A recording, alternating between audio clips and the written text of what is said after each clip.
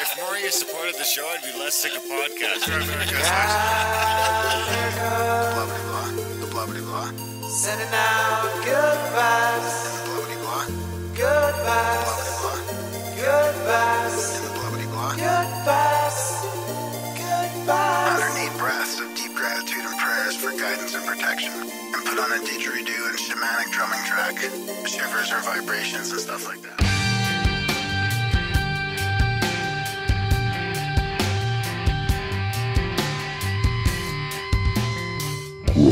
Grimerica. Be a part of a greater force for good in the world. But you don't do that by adopting a partisan position or a philosophy or a political agenda.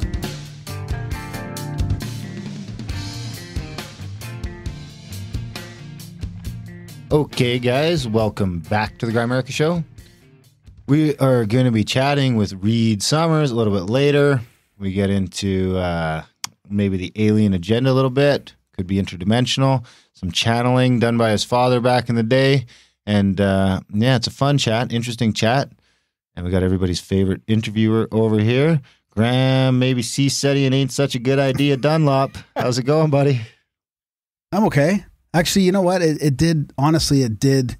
Scared straight? No. It just got me thinking, man. Like there's a core part of it that makes some common sense. You know, if you believe that we've been visited for so long, which I do believe that we've been visited off and on or whatever, and there is some coordination between powers that be or whatever and them, then why don't we have disclosure, or why, you know what I mean?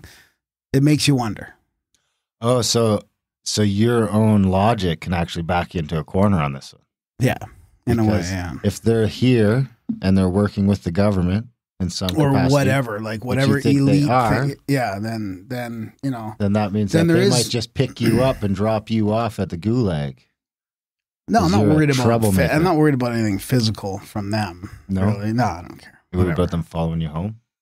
No, that doesn't scare me. It's the overarching, like, why do they have us, like, the earth under their thumb in a way, right? Yeah, because they're demonic. No, I'm not saying that But either. there could be. That seems to be what Reed was leaning towards. You think? That's the sense I got. I mean, I've been talking to some other people about that lately as well. About what? About demonic entity. Really? Alien crap. Really? Yeah. Well, actually, it got stirred by talking about you and your C-setting and Yeah. the fact that Reed Summers might have scared you straight. And it's actually a friend of the show, Mr. Owl, that mentioned, he's like, well, yeah, he's like, I think there could be some trouble there too.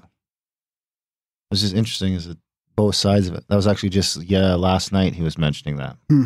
That when I mentioned offhandedly that you might be reconsidering C-setting because of the interview with Reed Summers, he actually got pretty excited and thought that was probably a good idea. It's interesting. Yeah, it is. It is interesting. I'm not a big alien channeler, so I don't think I worry about that too much. But I worry about you out there now. I'm not worried about, like, an event or anything like that. It's just the overarching, like, if you're communicating with whatever, like, the way, I mean, I should go through my notes a little bit before we speak too much, but, you know, Well, it's like the people that have, interview. it's like the people that have, or the aliens that have come here and made contact are sort of like, they're bucking the system in a way, right? They're the ones that we should be watching out for. And the good ones that are sitting back, they can't get involved, seems like to me. Because only of the Prime through, like, Directive? Yeah, kind of. Interesting. So I they mean- kind of have to warn us in an indirect way or something. I don't know. It's just really interesting to think about it. And we've made contact with something out there, right? I mean, there's something's flashing us. Something is flying by silently. Like we're making contact. Something. Interesting. I But think what you is should it, keep right? going. And why can't we have, peace or disclosure if they are making contact? Why can't it just be better? I than wonder if what it's the is right same now? stuff people make contact with on psychedelics. Well, that's the whole thing, right? I think there's many levels of contact, but DMT experiences sure seem to be similar to that. Huh. The more you know. Well, we've got Dick Kahn coming on the show end of the month next week. Cool. About that? About occult and trying to talk to people on DMT. So, I mean, that'll be a great little rundown on that stuff. Yeah, we should do more on magic and the occult, too. I'm definitely interested in more of that. I'm going to do another spirit journey early in November. That's what you're calling them now? Yeah. Spirit journeys? I'm going to go to the other side, see what I can figure out. So how did you, report what made you think of that instead of like a DMT trip? It's a spirit journey? Vision Quest. Vision Quest? Yeah. Well, I actually got that from Young Guns. Oh, did you? When they go and eat the peyote out in the woods. Oh, Young Guns. You never seen Young Guns? Oh, the movie. Emilio Estevez, Oh, Billy the Kid. You know, I used to love that shit. That's why I became such a huge Bon Jovi fan back in the day. Because Bon Jovi somehow managed to do both soundtracks. Every song is Bon Jovi. Really? Yeah. Wanted. Is that where that came Yeah, from? Really? Exactly. Yeah. Maybe it's not all Bon Jovi, but that's how I remember it. I thought he was riding a steel horse in that song. Well, come on. It's Bon Jovi. Well, it's... You know, I should watch those again. You know, those are my favorite fucking movies back in the day. I used to dream about being Billy the Kid. It was either, if I didn't become a podcaster, I would have probably became a outlaw. Nice. Might still. Yeah. I'm an outlaw podcaster in some sense. Better be careful on those spirit journeys. You might get kidnapped by your alien friends. Maybe I'm going to convince them to kidnap you on one of my spirit journeys. There you go. Take your fucking joyriding. So what do you got? Should I open the mail first? Are you going to be a minute? I don't know. Whatever you want to do, dude. I don't know. I got lots of stuff, so. Lots? That's a good sign. I'm just trying to find this Berenstein Bears picture because we were going to have to cancel the show due to lack of feedback there for a while. No, I got lots of feedback. Get out a pen and paper. Oh, so I got to say, found it. Skanky Outlet in the chat. Yep. He was going to sent us something. It's a so I wanted to mention, no, but she also sent us something. Oh. And I just wanted to mention. No, she didn't. Yes, she did. No, she didn't. She texted me the picture of the address when she finally figured it out. So that's why I want to mention that if you go to grimerica.ca/contact, the P.O. Box address is there. Yeah. Because she mentioned that she went back through a couple intros to find the jingle. Oh, my and God. replay it a couple times. It's in the show notes, too. Is it? I don't think it is. Contact is in the show notes. So you could just click it. Just click it. Everything's in the show notes, you guys. Honestly, none of you guys ever go in the show notes. I can tell how many people check the show notes. No, really? No. Don't tell me. It's like, I'm not going to tell Because you. I always go in show notes. So am I the only guy that goes in show notes? Before I listen to a podcast, I almost always check out what it is and go to the show notes. That's because you're a show notes guy. What? Of course you would be. No. It's not because I do the show notes. It's because I want to know what the episode's about. So, did you do that before you were a show notes guy? Yeah, that's probably why I do show notes. Show notes because I do everything else. Hey, man, I'm trying to manage all the listener emails here, too. You also are the interview talent. You do all the research for the shows. I don't do that. So that's why I let you off the hook. Hours upon hours of research. Oh, that's why you let me off the hook? Yeah. And write this down, or a pencil. But Hank, back to this. She said that she realized it was $25 to mail a softcover book. 033. Next line. 100-18. Really? Yeah. Didn't you see that note that she says I'm going to bring it up in person or something? Oh, well, I'm going to... no, you're always down there. Yeah. I'm going to go to Spokane soon. Next line. Of course you are. Well, we got more and more people. I keep finding more people in Spokane. I want to go see Benny. Yeah, cool. I like to go check out the dispensaries. And Buddy's looks like he's got a sweet little psychedelic room there with those those crazy boxes that change color to the music and stuff. They're like a weird little lamp, and it's an LED lamp, and they change colors. Anyway, Buddy's got 2 towers of them, like 10 feet tall, with another one. Like, you hook that up to some crazy music, and they all change colors. Oh, wow. That would be wild on some mushrooms. Yeah, cool. Send him some mail in the P.O. box. Ooh, this came from across the pond. Nice. So that wasn't the one you were expecting as well? You were expecting something else? I'm expecting a care package. Care package? This is not a care package. It's just feedback. The care package will not be opened on the show. Okay. Sender, should I say the whole name? Well, open it first, maybe. What's Cambusnathan? I don't know. The iPad just died. It was at like 8%. You think that, honestly, we do a show every week. We do intro. Oh, that's the orb. Adventures Beyond the Ultra World. That's unbelievable. That's like that's like what you can't find. I can't believe somebody sent that. That's fantastic. There's no note or anything. That's fantastic. Somebody sent me it's like 2-disc. The actual 2-disc, the orbs. What's it called again? I always like. It's called the Orbs Adventures Beyond the Ultra World.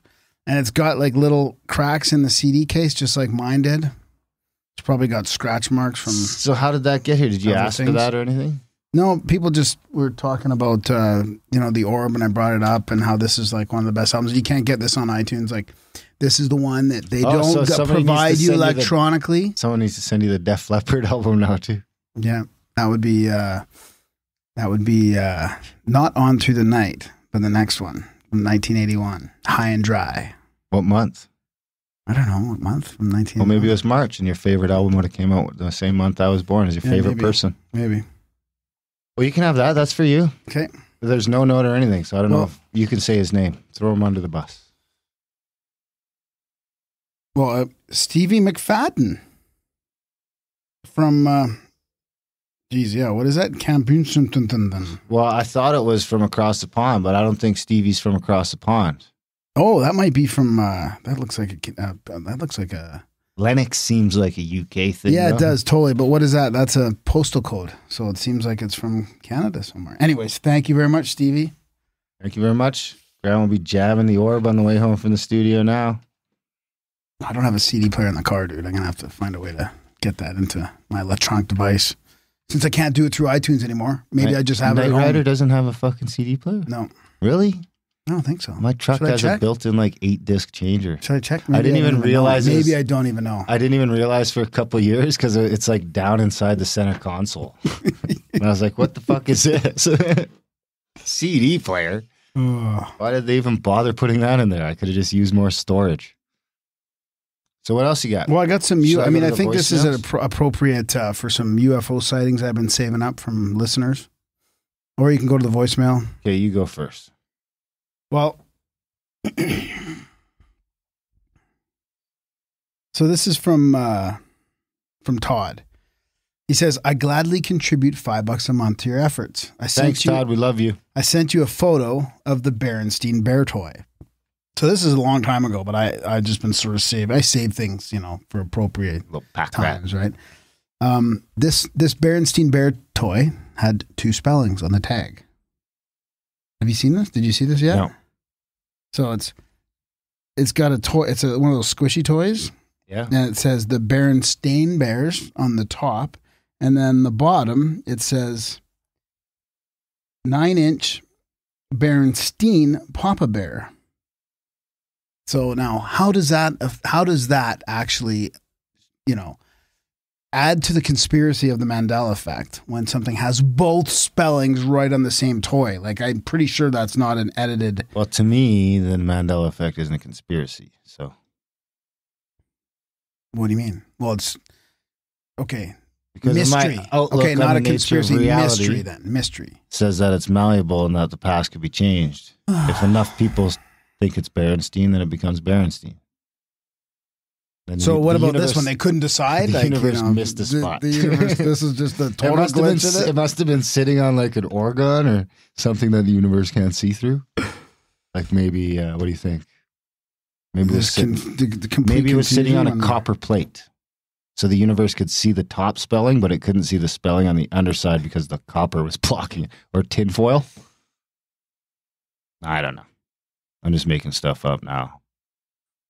So I'm going to read his sightings. So I'm 46 years old. I've always camped outside, hunted, fishing, trapping, hiking, the like. Around 1996, I bought a large camper, placed it in full-time campground. This is in Sterling, Michigan, USA. Anyway, first year, noticed the lights you speak about. Flash bulbs and moving lights. But these would change direction and many would come together, sit, and hang out.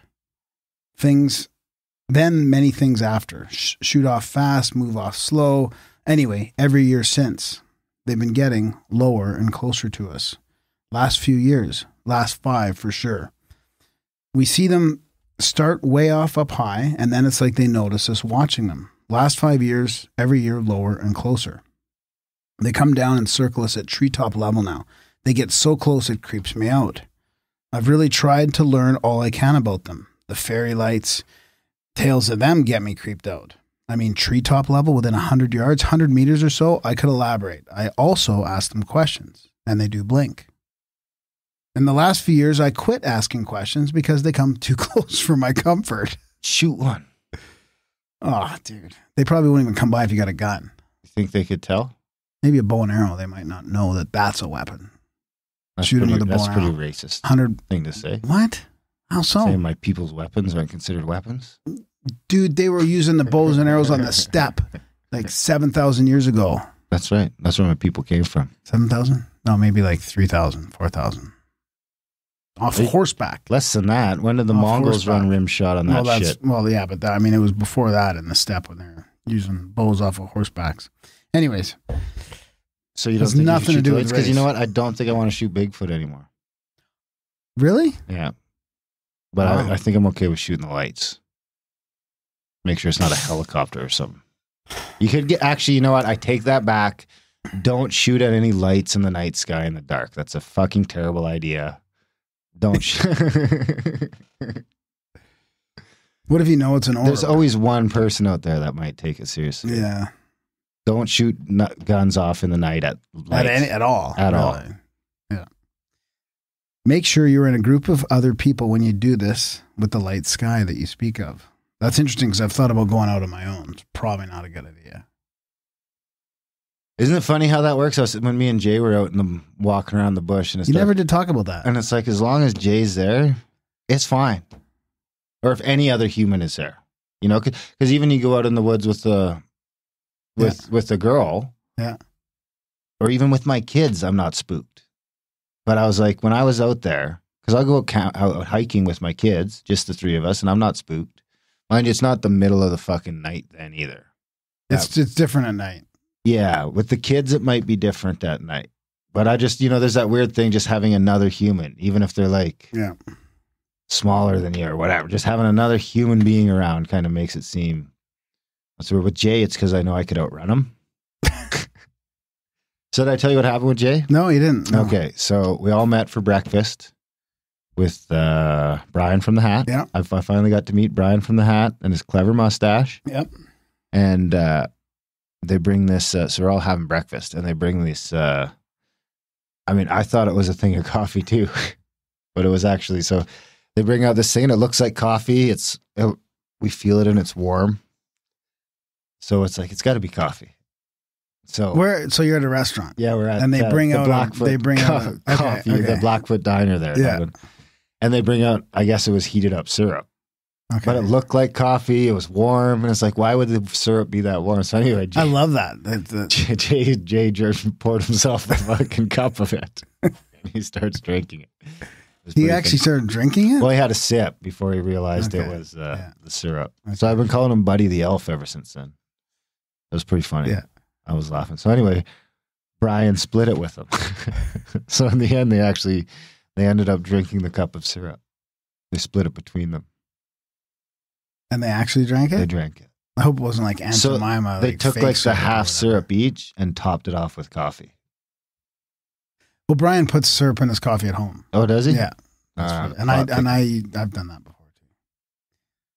Instead of sugar, you just put the syrup in.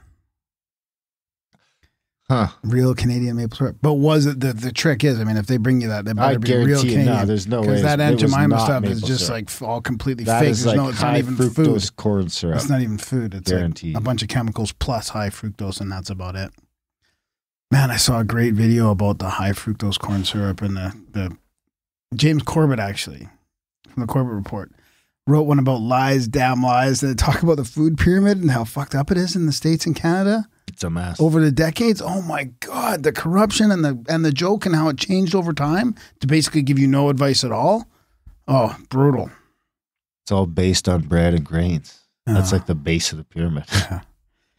Anyways, so we're getting off track. But I thought you had to talk about your experience with Jay out in the woods. Oh, well, I mean, I wasn't really squatching. Why not? I'm not a big Bigfoot guy. But you want to shoot him. That's you've wanted to shoot him over the years. For 5 years, you've been talking about 6 years. Yeah, but I'm not going to actually go hunt him. I just mean if I'm like, I have a gun and a Bigfoot comes along. I mean, if I'm honest, I'm not a big Bigfoot guy. I'm just not. I've never been like, hey, there's Bigfoots all over the place. Maybe you should talk to your, distant relatives and your I should. My ancestors. your peoples.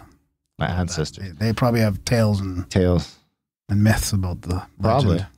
Anyway, I don't think there's a lot of Bigfoot wandering around, but I like to go to the bush anyway. Okay. We did hear a weird sound. Did you? Yeah. Well, there's fucking cows everywhere, man. It's creepy. Know, that is weird. Yeah. You got to be careful. You're driving down the road. The one cow went running off into the bush and just kept mooing like, moo. So then you could hear that all night. Yeah. It was getting like farther away. Huh. I actually worry about where that cow ended up sometimes. But, I digress. So anyway, it was just a nice walk in the woods. Ate a little bit of mushrooms. Yeah, good. Went for a walk. We heard some sounds. We sat and had the blizzard. That was the night the blizzard came in. Right. We walked back. That was it. Yeah, good. All right, so I'll get back to this email here. So I also have a story of like daytime sightings of two things with witnesses, what we called reverse lighting. Oh, I've heard other people talk about this too. Total daylight. Inside the house, TV on, everything went completely black. Even TV went black, like reverse lighting. 2 weeks later, we saw a UFO, 30 feet up, 30 feet in front of the house. Total, no BS. To me, it looked like a man-made one from the 1950s or so. If you're more interested, I could explain in fine detail what we saw. I drew pictures right after and took notes. Love the hard work you put into this podcast. It's more than a podcast. Never before have we been able to spread such information, and you are a major part of it. Thank you, Todd. Awesome, Todd. Thanks.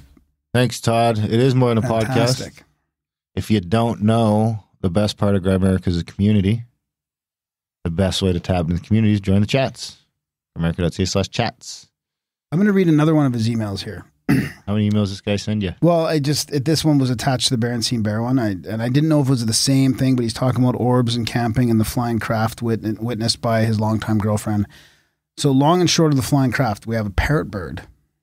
Girlfriend would take him out in the front of the parking lot of our apartment on her shoulder. That day, the bird freaked right out, made her turn around and look up. She thought it might have been a hawk or a bald eagle. We live in Bay City, Michigan. It's on Saginaw Bay. Many eagles and hawks. Anyway, she turns around, sees it, turns back to the front window and yells for me to get outside. The craft was directly across the street, above the house, across the street, below treetop level.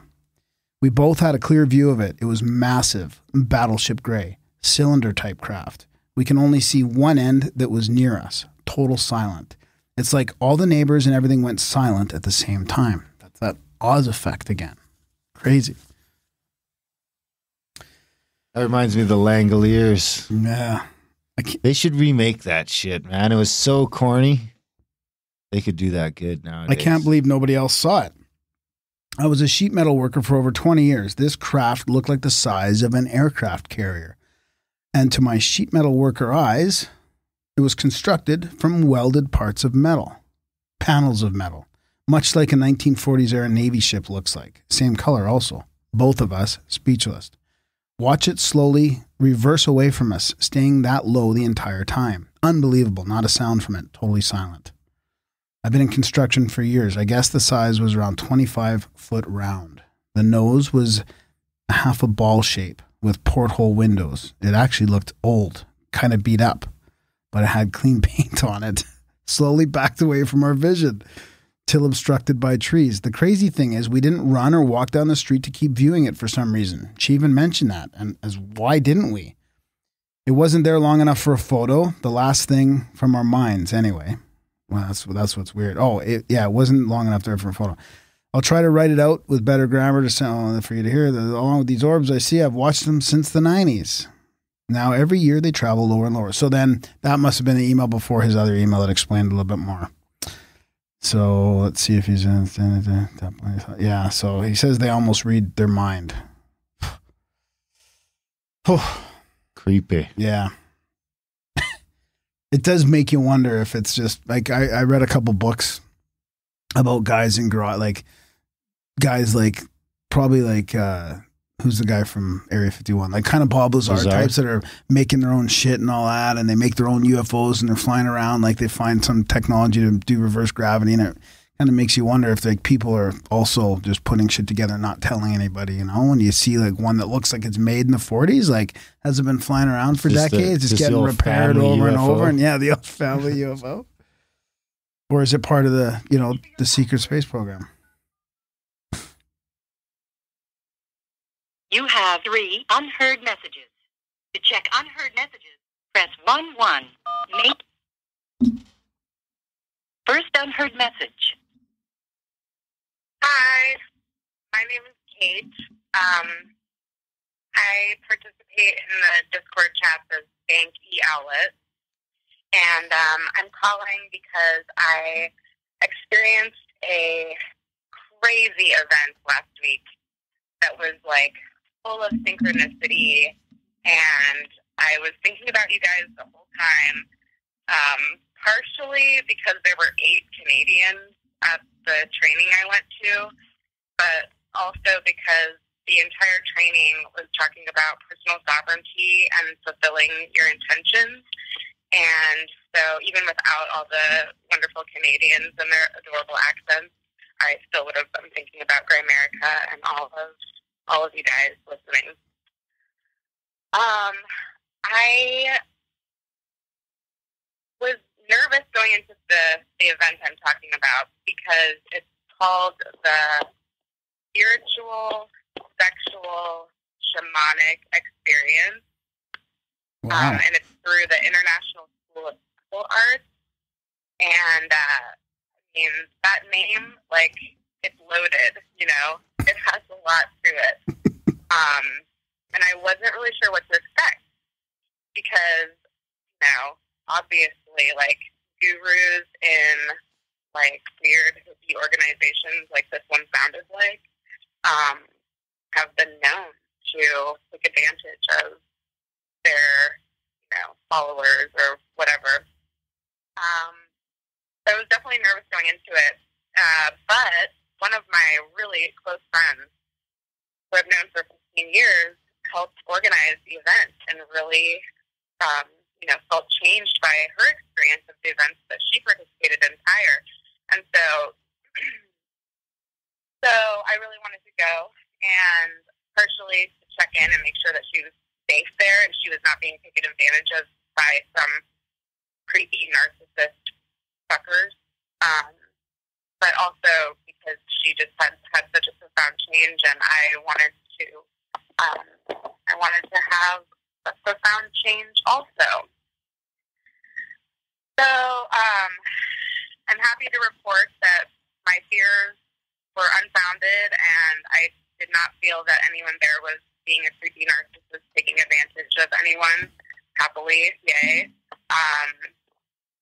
And also, it was not even as sexual as I had expected. You know, going into it, I was like, is this just an excuse for people to hook up, which I'm not interested in at this point.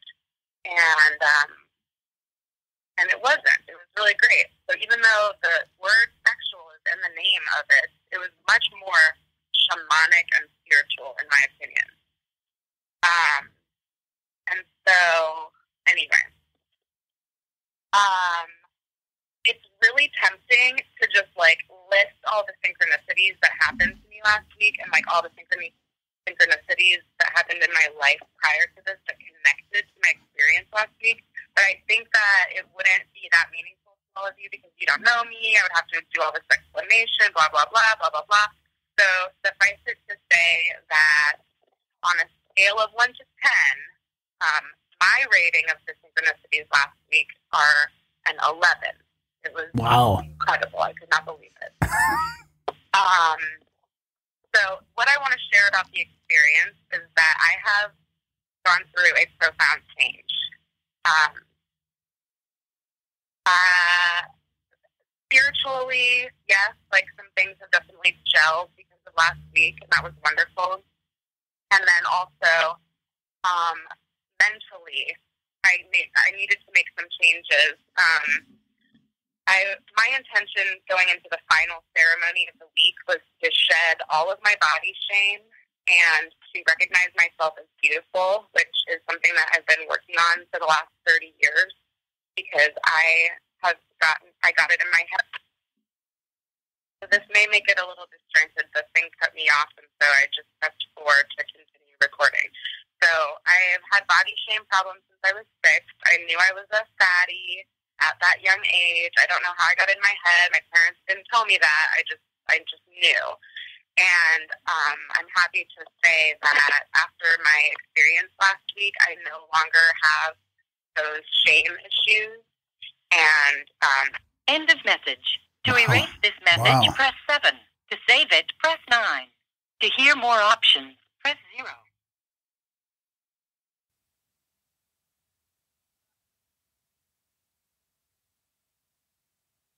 Message will be saved for 14 days. Next message. Hi again. This is Kate, a.k.a. Stinky Owlet. And I'm sorry that this story is so long, but I called back to finish it and whatever. I almost answered the phone because it rang 3 times in a row. So I definitely achieved my intention to give up my body shame, recognize myself as beautiful, and that's awesome. But on top of that, I also experienced a side effect that I did not consciously intend to happen. For lack of better description, I opened up my throat chakra during the final ceremony. I'm not sure when my throat closed up or why, but I was not even aware that it was closed. And I'm just completely blown away at the open feeling I now have. I'm getting more air with each breath, and my voice is more functional than ever before. Wow. So I want to give 2 examples of what I mean. I have always been a crier. I weep easily, and it's just as much from joy or frustration as from sorrow. And in the past, if you had encountered me when I was on the verge of tears, I would not have been able to produce more than a whisper without bursting into sobs. There was a direct connection between my voice and my tears. And it was very frustrating because it meant that I could not tell people why I was upset without just crying and crying and crying. It was very, very frustrating and embarrassing. But, it was my life. Like, sorry, I'm about to cry, so I can't talk. Like, if I say anything, I will just be sobbing and you'll feel uncomfortable and it will suck for all of us. So after the final ceremony, though, this is no longer the case. I can speak through that feeling of being on the verge of tears without going into sobs, and it is fucking miraculous to me. Like, this is life-changing. Another facet of the change is that I've never been able to vocalize during sexual encounters. I don't know what's up with that. I'm sure I freaked out a bunch of people that I've slept with by just being utterly silent throughout the whole act. And so I'm just going to leave it at that, and that I'm happy to say that this is no longer the case. So yay. Okay, so anyway, to wrap it up, I have experienced a profound change because of my full participation in this shamanic training, and that includes spiritual growth as well as the physical changes that I described. And not only did I experience profound change, but I witnessed 41 other people experience profound change as well. There were 42 of us in this training. And, so, I mean, if you want to rate that synchro, because you like the number 42 right there. Okay. Anyway. So, to sum it up, I highly recommend this training to anyone listening to this. And if you are in a relationship, I highly suggest that you go as a couple. And I'm really hoping that some of you Grimericans out there will go try it. I'm going to leave leave you with one final magical story of this week. And so basically, like the last night, we did the final ceremony that I've been talking about, and I got back to my room after it was all over, and I picked up my cell phone to see if I had any messages that would be important to respond to. And I had a text message from my recruiter at work telling me that my perfect job had just opened up in the city I live in, which is Portland, in the setting that I want to work in, which is home health. I'm a speech therapist, actually, so that's another thing with the voice. Like, I'm a speech therapist. I should know how to open up my voice. And yes, it took a shamanic experience to do so. Anyway, so this dream job popped up with a company that I've worked for. End of message. To erase this message, press 7. To save it, press 9. To hear more options, press 0. Press 9. I pressed 9 several times now. Message will be saved for 14 days. That seems like a long Next time. message. Maybe a week would be fine.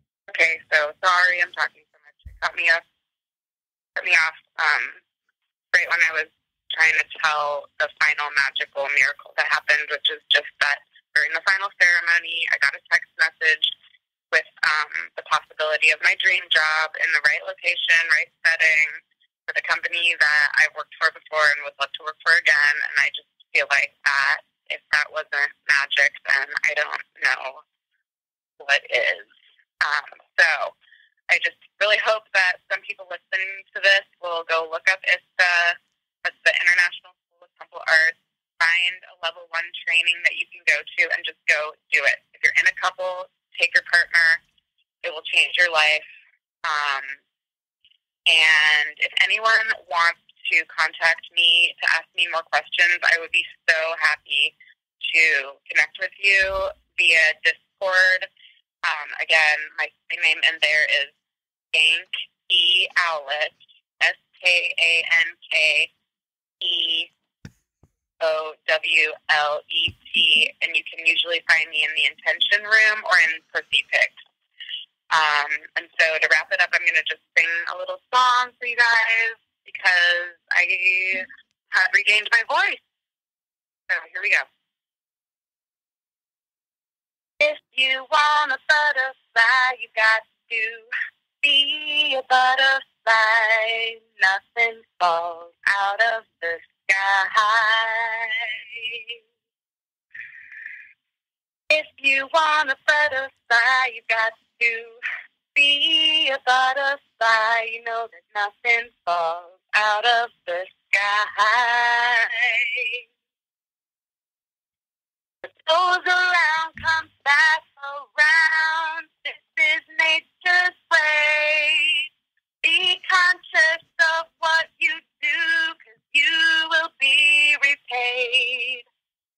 You put turnips in the ground, you will not harvest grain. You are what you attract, and this is why I say, if you want a butterfly, you got to be a butterfly. You know that nothing falls out of the sky. Just a swooping cocoon.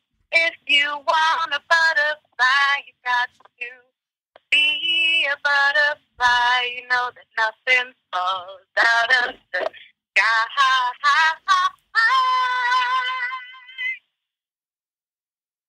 End of message. To erase this message. Excellent.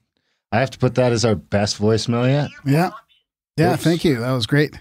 That was great. And I'll put a link to that in the show notes, too, for people that want to check it out. I should look into that. Yeah, that sounds really good. I tried the one in February. It didn't work.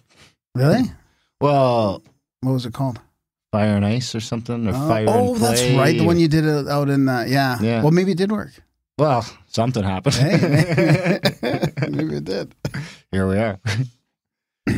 Quote, we'll get out of here. Yeah, let's do it. I'm not going to bother playing the jingle because the iPad's dead. I'll save some stuff for next week. And maybe you can bring that iPad home and charge it up before the show one day. I did have it charged, but my kids to play Minecraft on it. So I found it this morning underneath the couch, dead. I was just telling a fellow at work about the quotes from this guy. This guy? What guy? I won't say because you might know. Is I'm going to guess? Yeah. Brzezinski. No. So this is from the Charlie Robinson book, The Octopus of Global Control. We should have him on again because he's got a new book coming out about our favorite topic, global warming. I'm working out an Instagram. I'm working out an Instagram post on why I'm not buying the crap. My favorite topic is love. We already have the means to travel among the stars, but these technologies are locked up in black projects, and it would take an act of God to ever get them out to benefit humanity. Anything you can imagine, we already know how to do. I just imagined something pretty crazy. In regards to craft. Okay, here's another one. Okay. We now have the technology to take E.T. home. I got it. Skunkworks guy. Ben Rich. Ben Rich, that motherfucker. Yep. I wonder if he ever got Seth Riched. I wonder if any relation to Seth Rich. Lockheed Skunkworks. Maybe Seth Rich went home. That was from 1993. Maybe Seth Rich went home. So that was like 26 years ago. That was what he was already saying back then. Imagine how far it's gone now. Kurt Cobain was still alive. You know, they always say like we're 30, 40 years behind. 50, I heard. 50. I bet it's probably like 200, you know? Well, actually, the quote I heard was like for every 2 years or something, they do 50. So it could be like 4,000. Right, yeah. Okay, here's another one. They are the Anunnaki. Well, that's kind of why, you got a question, right? Ben Rich has had this technology. They've had this technology. He said these quotes 26 years ago. Why are we still in this mess? Why are we in this quagmire? You think it'd be out by now, right? Why isn't this free energy saving the world? Well, because we need the oil jobs. Maybe it's commercialized, like Reed Summers says. We need the oil jobs. It's all about jobs. Well, if we had this technology, we wouldn't even need jobs, probably. This is the problem. What are we going to do with that? How are we going to employ these people? Imagine that. Wouldn't that be great? Just play Dungeons and Dragons all day long. You spent the last 3 weeks telling me I got to vote for jobs. Now you don't even want a job.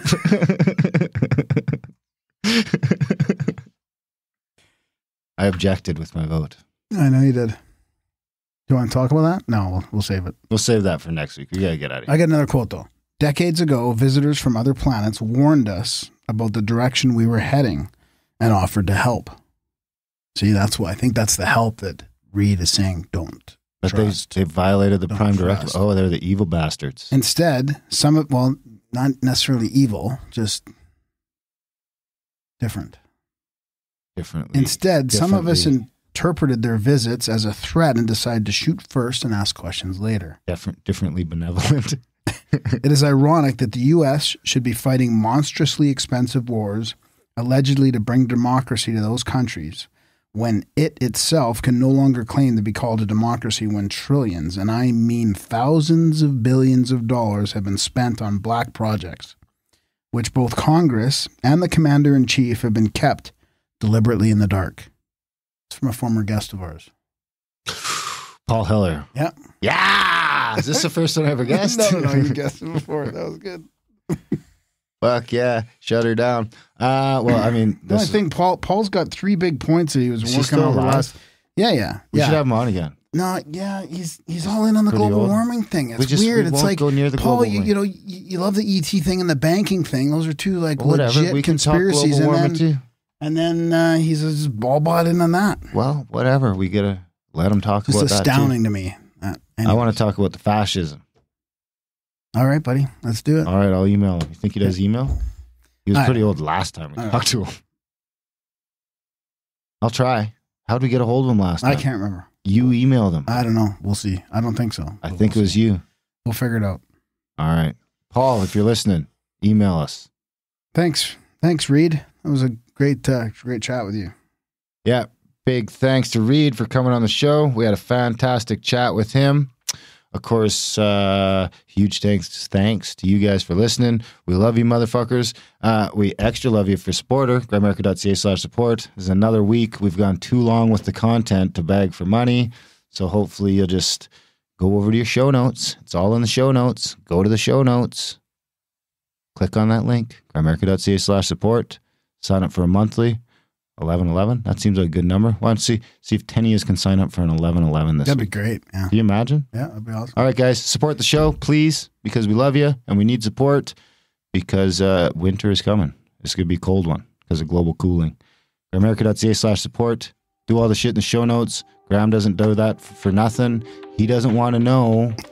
Here's the thing. If all you guys open up the show notes for just a couple of weeks, then in a couple of weeks I could show him the numbers and he'll be thrilled.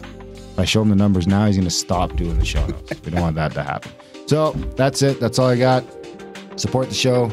Tell your friends about the show. Most of all, enjoy the chat. Reed Summers.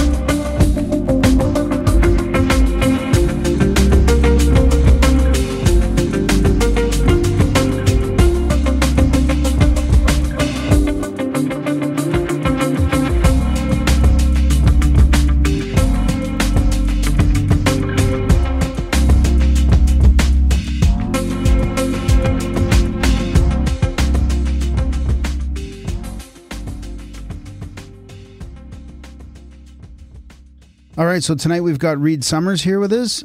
He's been working with his father, Marshall, for about 12 years as a teacher and representative for this Divine Revelation and for the Allies of Humanity briefings. And that's a set of texts and books that talk about the alien forces present in our world, and they provide a clear picture of what these forces are. So it's a lot of stuff to get through, and I'm really glad you're here with us, Reed, to talk about it. Because I have a million questions. So thanks for coming on the show.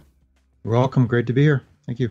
Yeah. So I think we should probably just start. I mean, I don't want to spend too much time in the background part, but I think it's fair enough to maybe talk a little bit about why you decided to get involved at the level that you're getting involved in, and maybe I guess a little bit about your dad and how this whole thing started, just to give people some context. But other than that, there's a lot to get through with the messages themselves. Yeah, definitely. Well, this all began with my father, Marshall Vion Summers, over 34 years ago. He's walked a very long, mysterious, inexplicable journey, and over the course of these many years has received a communication from an off-planet source who describes themselves as the Allies of Humanity, a group of observers who are here in the vicinity of the world to observe the extraterrestrial intervention occurring on Earth today, and to report on the activities of that intervention, and also share with us some key wisdom on what life is like out there in our local neighborhood of space, and what we will need to know in order to wisely and successfully emerge out into that larger universe. Okay, so when you say intervention, that's in the context of not their contact with us, but contact of others, right? Correct. So some decades ago, can't say when exactly or what year exactly, visitation occurred at a level and in a form that has never occurred in human history before. This was not visitation simply to observe or to watch us or maybe contribute wisdom here and there. This was an intervention. This was actually an attempt to slowly and quietly colonize the world, for the purposes of an off-planet set of powers, basically. So this began some decades ago, and seeing this occur and knowing that we are divided, distracted, and hardly aware that this is happening and hardly prepared for it, this group of free worlds in our vicinity of space, you could say friendly neighbors in this neighborhood we live in, saw these predatory forces hanging around our house out in space, and noticed that we had hardly been on the doorstep of our own home. We'd hardly walked down the street. If I don't think we even have walked down the street. And so seeing this, these friendly neighbors, these allies of humanity, as they describe themselves, sent this mission to observe the intervention occurring in our world and report on what it's doing and what it means. Okay, that makes sense. Yeah. So how did your dad start with this contact, and how did he go through any verification process at all I mean, because you always hear these things about people channeling or people using mediumship where you're never sure of who's actually on the other end, kind of thing. Sure. Oh yeah. No, it was a struggle for him to verify the source and to be willing to receive this message, because Marshall was not a student of ufology. He wasn't really focused on this topic and this area of study. He was a mystic. He was enveloped in kind of mystery and presence, and he was a spiritual teacher at the time. And so this was new territory to some degree, except that the spirituality he had been teaching for many years did account for what it called the greater community, which is this universe of intelligent life we live in.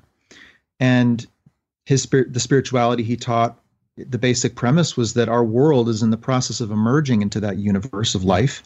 This is our spiritual direction. This is the direction for nations, peoples, religions, everything to move in. And that will be taking place in the next decades and centuries. And therefore, we need a new foundation of spiritual and even religious thought to plant ourselves on, so that we could even, A, imagine life out there, and B, interact with it and not project onto it all of our spiritual and religious beliefs and ideologies. So Marshall had been teaching that for many years, but around the year 1997, this other contact occurred. And this contact was, as I said, with this group who called themselves the Allies of Humanity, who intended to deliver a series of briefings, which Marshall would later receive 4 books of these briefings. And this occurred over, almost 20 years. First set of briefings came in 1997, second set in year 2000, third in 2008, and then the fourth, which we just published a few weeks ago, was given to him in 2016. So, and really it's a fascinating series of messages and material and perspective on what life is really like out there, beyond human speculation. What is it actually like? Now, of course, it took Marshall a while to become comfortable with this source and, as you said, to verify it. But ultimately, how can you verify it? There's no piece of evidence he or any of us has that says this guarantees they are who they say they are. Yeah. Anybody could say they are the Allies of Humanity. And in fact, there are many, many messages circulating out there purportedly from altruistic extraterrestrial sources. So we can talk a little bit about how you would verify the source. Yeah, that's kind of what I was getting at. Is there's a lot of different contactees and contact, and it all seems to be love and light kind of thing. So how do you tell? Yeah. So that was in 77 then? Was that year that they had that transmission that came through in that UK? 97, actually. 97, the first set of 97. briefings was 97. Okay. When did that, is that when the contact happened? 97? That is when the first set of briefings were given. Right. In fact, the Allies of Humanity made first contact many, many years before.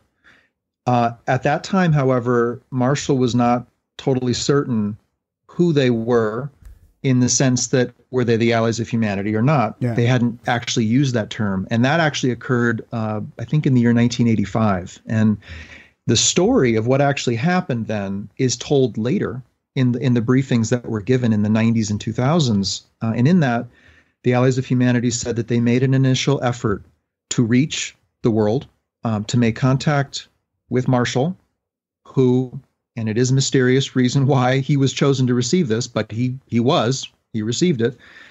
And they were identified by the intervention, this predatory force from beyond our world, and they were partially destroyed by it. One of their craft was terminated in the effort to escape the intervention, and they had to pull away from the Earth, regroup, and a second mission would take 13 years to make it here, and therefore that mission came in 1997. Oh wow, okay. Huh. So it's actually a story. And of course I'm Marshall's son, right? So I was around when all this happened. Yeah. So yeah. What was this process like of translating and like actually, downloading the message? I mean, was it like automatic writing type thing, or just through meditative process, or? Well, so back in the 70s, Marshall began teaching what he called self-knowledge and inner guidance. And in that time, he taught that we all have a deeper intelligence, a spiritual intelligence, which can communicate to us and can actually guide us in life. And that this intelligence accounts for many of the gut feelings or intuitions or senses or knowings or, all that. All human cultures have words for this. We all know what that feels like when you have a bad feeling about something, or like, don't go there, or go there, or meet this person. And it ends up becoming really important. And you weren't the one driving that. Your thinking intelligence wasn't driving you toward that. Another intelligence was driving you toward that. And so Marshall taught what he called the way of knowledge, knowledge being the spiritual mind, for many years. And over that time, he began to cultivate his connection with what he later has called an angelic presence or an angelic voice. And after teaching self-knowledge and inner guidance for many years, this kind of remarkable series of events took place in his life where he was called out and away from the city, from his work, from his students, called to wander, and by this voice that he had been slowly learning to hear within him. And this voice instructed him to wander for this period of 9 months. And after 9 months, this voice came to him again, but in a very powerful form, almost like an initiation.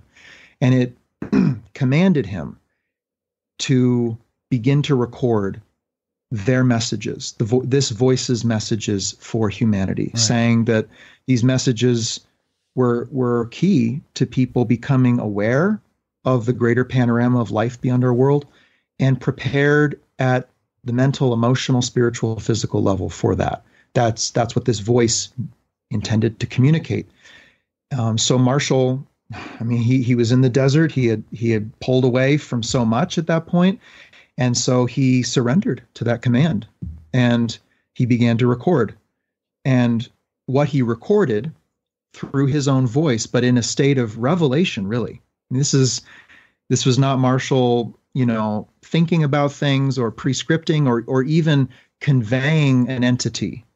This was a download from not one entity, but really an association, what you could call like an angelic assembly, coming through him to deliver these revelations. That's what they call them. And those are now available for people to read and to hear in what is called the New Message from God, which is a communication from a divine source, this angelic presence translating a divine source and speaking in very fascinating ways, very important ways, very inspiring ways on like everything, lots of different topics. But first and foremost, and at the heart of it all, is the reality of what they call the greater community, this universe of intelligent life that we live in, that has always been there, always, been the backdrop to humanity's long evolution, and that now must become our concern. We must focus upon this now, because first, our destiny is to go there. Our destiny is to make contact with the other 99.999% of life, to bridge our isolation out there. And then second, because that life is already here. So contact has begun, not on our terms, and not necessarily by those who are the friendliest in the universe, but simply first contact with those who have made the long journey to Earth to involve themselves here. Yeah. So to come back to your question, though, Marshall had cultivated this ability to transmit in this state of revelation an angelic voice, and literally, I've been with him when this happens, and it was kind of something to witness. He goes into a state of intense receptivity, and there is a spiritual presence around him. I mean, it's like in the room. You can feel it. It's quite overpowering. And for me, having been there, it's almost challenging to think, for me, to think coherently while this is happening. It's almost like this massive electromagnetism or something is in the space, displacing, a lesser intellect. A greater intellect is displacing a lesser intellect. And what comes through is what is in the dozens of books, that some of which we've published, others not.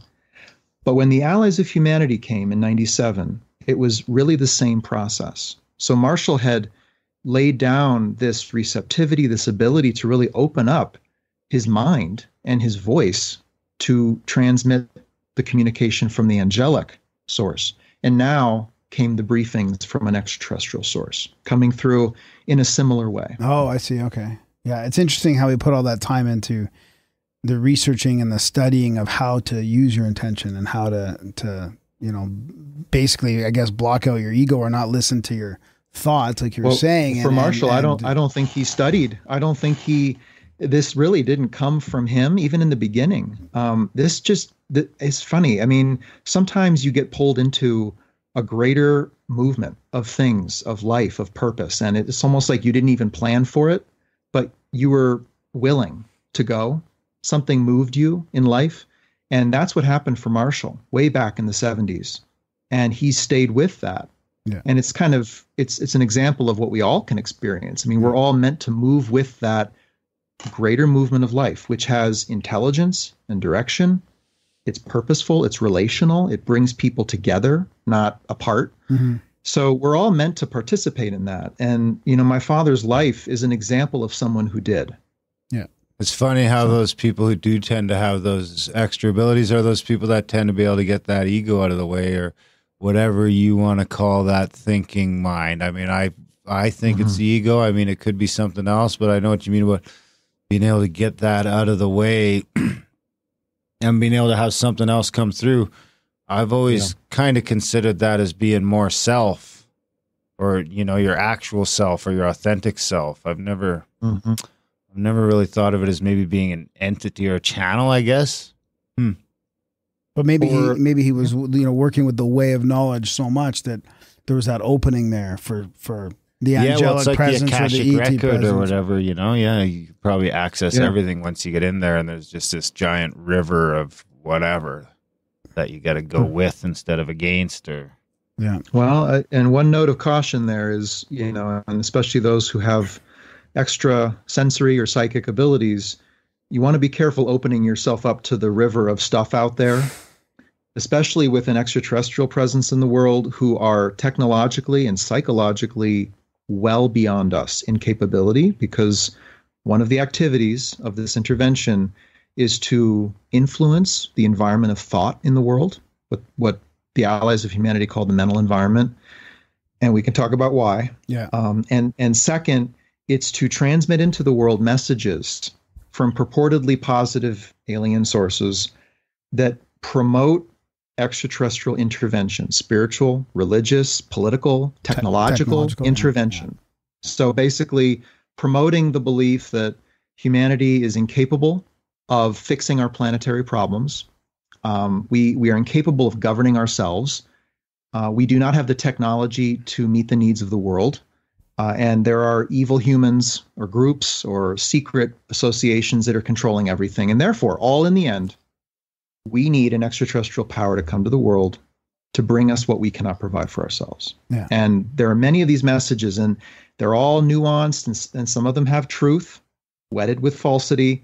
But in the end, the power, where does the power go? It goes away from human beings and towards an extraterrestrial being or leadership. So you have to be careful opening yourself up to that river. Yeah, I will say that. Do you think that it started with, you mentioned decades ago, and I wonder about some of those contact memes or theories about when it happened and how it happened, and back to the, the nuclear bombs and explosions from the, the 40s and all that. I wonder if that's when that started. Yes. So the Allies do talk about when this intervention started and why, and they do reference the use of nuclear weapons and the World War itself, World War II, as one reason they're here. But that really is secondary to another reason. The real reason they're here is because they desire this planet, its environment, its resources. Being a very rare planet in the universe, a universe of largely barren worlds out there. They value this place, and we now have the capability to destroy the value of this place. Yeah. Nuclear weapons are an example. Yeah. Well, yeah. And the environmental destruction going on in the world today is a major amplifier, and it makes quicker their agenda in the world because they're here for this planet and we're destroying it. Now you could say, well, maybe they'll do a better job than us, right? Or maybe we do need extraterrestrial intervention. But the truth is, these are resource explorers. Okay. Yes, they will preserve the world to be resourced and exploited. Like as in like natural resources, like as in minerals and trees and what. Correct. Us humans, souls. Well, we can get there too, but the primarily it's biology. Right. This place is a place where biology naturally springs forth and evolves at a probably a much more multitudinous level than other worlds that are barren, rocky, inhospitable. Yeah. And so, like the Allies basically say, as well as the new message from God, you do not know the value of a tree in the universe. Right. The value of blood plasma, the value of biological products. And this is what they call a greater community perspective, or perspective that they have looking at us from beyond the world that we now need to have. Otherwise, we wouldn't know the value of a tree. Yeah. And we certainly don't know the value of a tree. Yeah. So, let alone the world. So who are the allied folk? Is there like how many different groups of people or ETs? I guess they're not people. Or is the allied, is that like the allied ETs? Or we don't know? Question. Well, they don't give names of their races, primarily because they're here in secrecy. And they actually have found out their home worlds would become threatened by them having done this because, as they say, interestingly, there are governing bodies, mostly that govern trade. Okay, not like a galactic federation that governs all worlds or everyone is federated or united. Not like that. There are bodies that govern trade and travel. And coming to a world like this is not permissible. You can't just come here. So the Allies of Humanity are not allowed to be here. They've already signed what they call non-intervention agreements, meaning they're not allowed to intervene here. But they came anyway. So they don't give their names or the names of their worlds, which would probably be pretty meaningless to us, right? Because, again, how do you verify that? And, of course, it would just spur a lot of interest and speculation. But, again, their core message is, look, you are the native peoples of a new world, you could say, and you have been discovered. And you need to know that you're standing on top of resources desired by others, and that those you are encountering for the first time, these tall ships in the harbor or off the coast, are not gods, they're not saviors, they're not scientists. These are commercial forces who are here to slowly and quietly weave their tentacles of influence into the world to gain access to it and to gain access to us. Yeah. Never goes well for the natives. So the others, yeah, exactly. So the others broke the non-intervention then, and they're here to try and basically commercialize and increase trade and. No, the Allies of Humanity. I'll share a little bit more about. The others, the intervention. Yeah, the intervention. The intervention. They broke the non-intervention clause. Like, so how did they get here then? They just broke like. Well, these are inherently commercial forces. Yeah. The Allies of Humanity are not commercial forces. They abide by a different set of rules. These are what they call themselves free worlds. And to be free in the universe, you have to make a declaration of non-intent to intervene in others so that others do not intervene in you. Okay. Because it's like going out there in the world, with $50 in your pocket you're going to start a business, right? You're going to intervene. You're going to put your money here, and others are going to, potentially take advantage of you.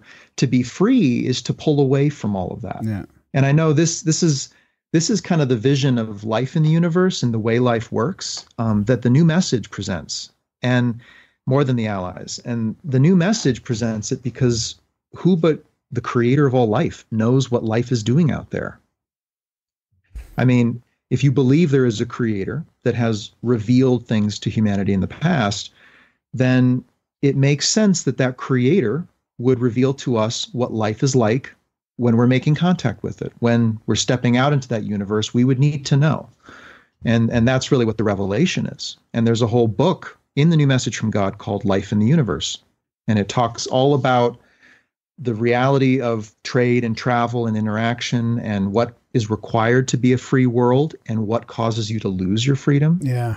That was one of the most interesting parts that I had, notes here to talk about. It is the part about freedom and how if you want to stay free as a world, that you can't get involved in the whole trade and commercial part of it, which is interesting because you think you'd be free to do that, but it's kind of, in a way, it's not. So it sounds like what we're saying here is the aliens are like fascists. Well, more fascism, just what we need. Right. Well, they're certainly not democratic. I can guarantee you that. They rule. They create peace, but it's the peace of a prison. Right. And if you want that, follow these extraterrestrial offers of technology and governance and spiritual upliftment, because in the end, that's how they operate. But to go back to life in the universe, because this is kind of important to understand the intervention itself. This universe is a little bit like Earth.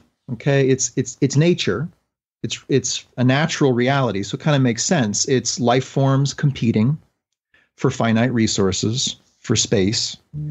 And in that process of competition, life forms develop ways of influencing each other and even defeating one another. And in the universe, force is not really used like we would think of it. Rather, it's influence. It's influence of the mind, because forces beyond our world have learned that it's very costly to take over worlds or destroy races and all of that. War is extraordinarily costly, something we're slowly learning. And there are better ways to do it. The wisest form of assault is to make your enemy choose defeat, want defeat, invite conquest. Yeah. And propaganda. So in the universe we live in, it's kind of prosaic in that way. It's a competitive universe. There's good and there's bad and there's everything in between. But when it comes to trade, that is really kind of governed by these trading bodies, what the allies of humanity call the collectives. And they are hierarchical. You would not want to come in contact with them, and you would not want to be a part of one, is how they depict it. They are cunning and unscrupulous, and they view us, humans on Earth, like cattle on a wealth of resources, wandering around the planet. Yeah. And they would be happy to come and displace us, or actually use us to gain access to the planet. Yeah. So these are the collectives, and that's what stands behind the intervention, are these collectives. And the allies of humanity describe them as multiracial. There's more than one here. They are in competition with each other, and I'm sure they are generating a lot of the conspiracy and conspiracy theories that are out there today. Yeah, I was just thinking that. Would they be considered the archons then, by some saying that, the archons are influencing the elite and sort of ruling through? Well, where do the reptilians fit in? Well, let me just say this. I can't get down into races and names but is that what some people say they are? Is that would that be the same thing though? If people say, the archons are ruling. Is it racist to not like a certain type of alien? No, I didn't think so. No, specious. Right. No, Captain Kirk that's okay. Didn't care. You can have your preferred race, although be careful of your criteria. I would say that they're not in control. They're not like They're not our progenitors. They didn't father humanity. They don't own this world. They're not living in the center of the world. These are economic collectives, forces that are small in number. They're not military, that have come to our world and have basically made promises over many years to different governments, different people, entities within religion, commerce, and government, all three, promises of peace, power, and technology.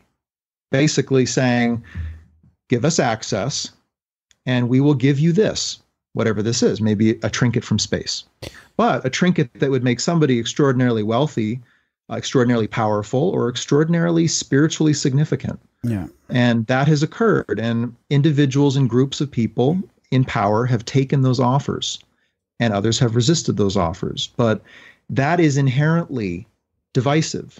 That is what is likely creating some of these human conspiracies downstream to capitalize off the alien presence, to ally with them, to gain predominance in the world, or to overcome a longtime enemy, whether it be a cultural enemy, a political enemy. So you can just imagine the danger of a force that possesses technology, just that has the ability to make a group or a country or a company not only extraordinarily wealthy, but to eliminate their competition. Who could resist that seduction, really? Yeah. And so this is the problem. So sorry to keep trying to identify current conspiracies or cultural groups, but would that be what the breakaway civilization now has done then? I mean, there's people flying around in man-made and possibly ET type craft in the skies. I mean, and this is the breakaway civilization that may have been off planet. They may be the ones leading the charge to this galactic trade sort of community. So is that maybe the people that have succumbed to this technology, this influence, the ones that are already breaking away from us with? Yeah, well, some have succumbed. The degree to which they have been able to capitalize on what they've been given or what they've recovered, fallen out of the sky, I don't know. But I think it's important to know that the intervention is really the originator of all this.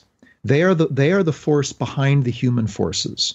And one of the classic strategies of intervention, you can see it in human history, is to create a puppet government or a proxy through whom you rule. Yeah. And likely that'll be a local leader, and the people will direct their anger and frustration at the local, not understanding who's behind the local leader. And so most conspiracies that I hear, most calls for disclosure that I hear, are conspiracies about human governments and their agenda, or human groups, human elites. Yeah. And most calls for disclosure are demands for disclosure from the government. Nobody demands disclosure from the extraterrestrial presence. Yeah. In fact, they treat the government kind of like it's the dumpster of human ethics, and they treat the ET visitors as if it's like an adventure in consciousness, like it could be anything. It's no ceiling on the profundity and the wonder of contact with these beings. And of course, these beings are happy to play into that narrative. Yeah, they'll tell us basically anything we want to hear. So do you think the return of a savior, the return of Jesus Christ, the raising our frequencies or ascension, or any of these ideas could be played into, even if they're authentic, even if they're true. Our greatest spiritual aspirations can be slowly manipulated in this way. What kind of trouble do you think Graham could get himself in here with his CE5? And they go out in the dark and try and summon aliens. Do you think that's a risky endeavor? I don't think it's a good idea. No. I mean, if you knew who, it's almost like, how would you feel going out at night outside your front door if you lived in one of the most dangerous cities in the world? It's not that all cities in the world are dangerous, but you live in a dangerous part of a dangerous city. But if you didn't know that, if you thought this was, a beautiful, safe, and welcoming community, then you would go out at night and walk around, not knowing who you're interacting with. And so I wouldn't go out into the night, point my eyes to the sky and call in lasers, ET. And lasers and everything else. Yeah, I mean, you have to know who's in the world. And the briefings from the allies of humanity, that's why they're here. They're here to basically give us the short answer on that epic question, really, of what's happening, why is it happening, and what does it mean? Who is in our world? There is a short answer to it. And that's what the Allies have. The short answer is that this is intervention. You're making first contact with predatory races in the universe, and you need to know why they're here, what they're doing, and undertake specific action and preparation for it. All the while knowing that your destiny is out there. And this contact is in a way a step in that direction, toward that destiny. Yeah. So it's not a negative event. It's really a historic evolutionary event with forces with negative intent. But the promise here is that we're meant to move in this direction of becoming one people on one earth in contact with other life in the universe. That's our destiny. That's where it's all headed. But we need to navigate our first steps, off the porch and onto the street. And our picture of the street is way different than what it really is then. That's what you're saying. Our picture of the street is different. Like this is like, sure. To be free, you can't, engage in this. And if you do engage with it, you're going to end up being caught up in, like you said, you're free, but you're in a cage in a way, Exactly. Yeah. I mean, it's, I think of some of these parts of the third world where young people are struggling to have a normal life, like to go to school, be a kid, because there are gangs in their neighborhood. And if that gang identifies that young person as a resource, they will do anything, literally anything, thus, prompting a significant refugee crisis, even on this continent. So it's kind of like that. It's, we are meant to step out into our neighborhood, but we need to know who's in our neighborhood and what they're doing, and how to wisely engage with them. And that who but an extraterrestrial observer or a divine observer could reveal that to us. Yeah. I wouldn't know. Even the governments of the world have no clue. They don't know what's going on out there. Yeah.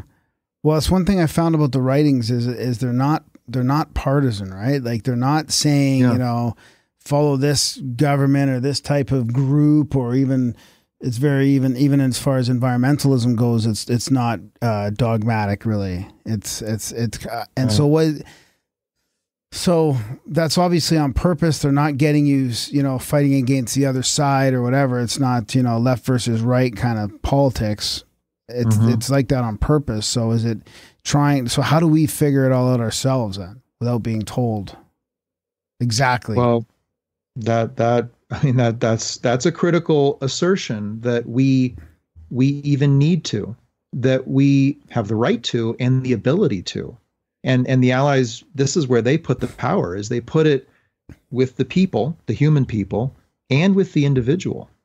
I mean, they talk about our greatest strength moving into this universe of life and interaction, not being our technology, not being our cultural assets or our religions, but instead the spiritual mind within us. The universal That spirituality. may sound airy-fairy in the face of a very prosaic event, like in human history.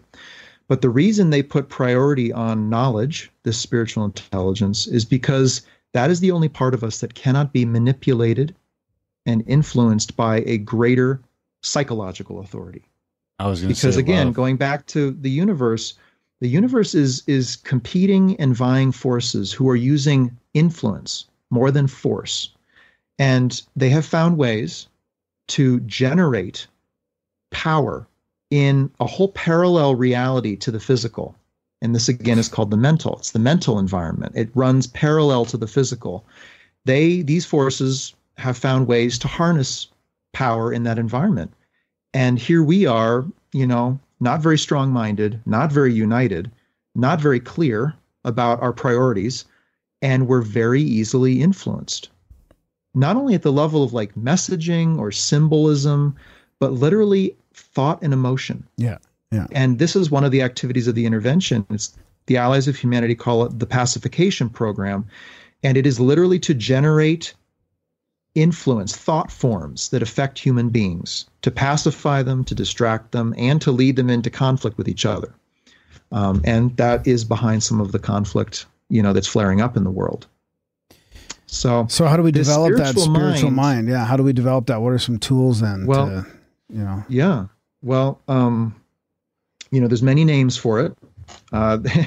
This is not foreign or new to us. We've long been talking as human beings about awareness or consciousness, or presence, a spiritual presence. There's so many words for this in many different cultures. So we know what this is like. And I think individually, we all know what this feels like. You've all known something, like you're about to step into some place you shouldn't be. And it's like some part of you's like, don't do that.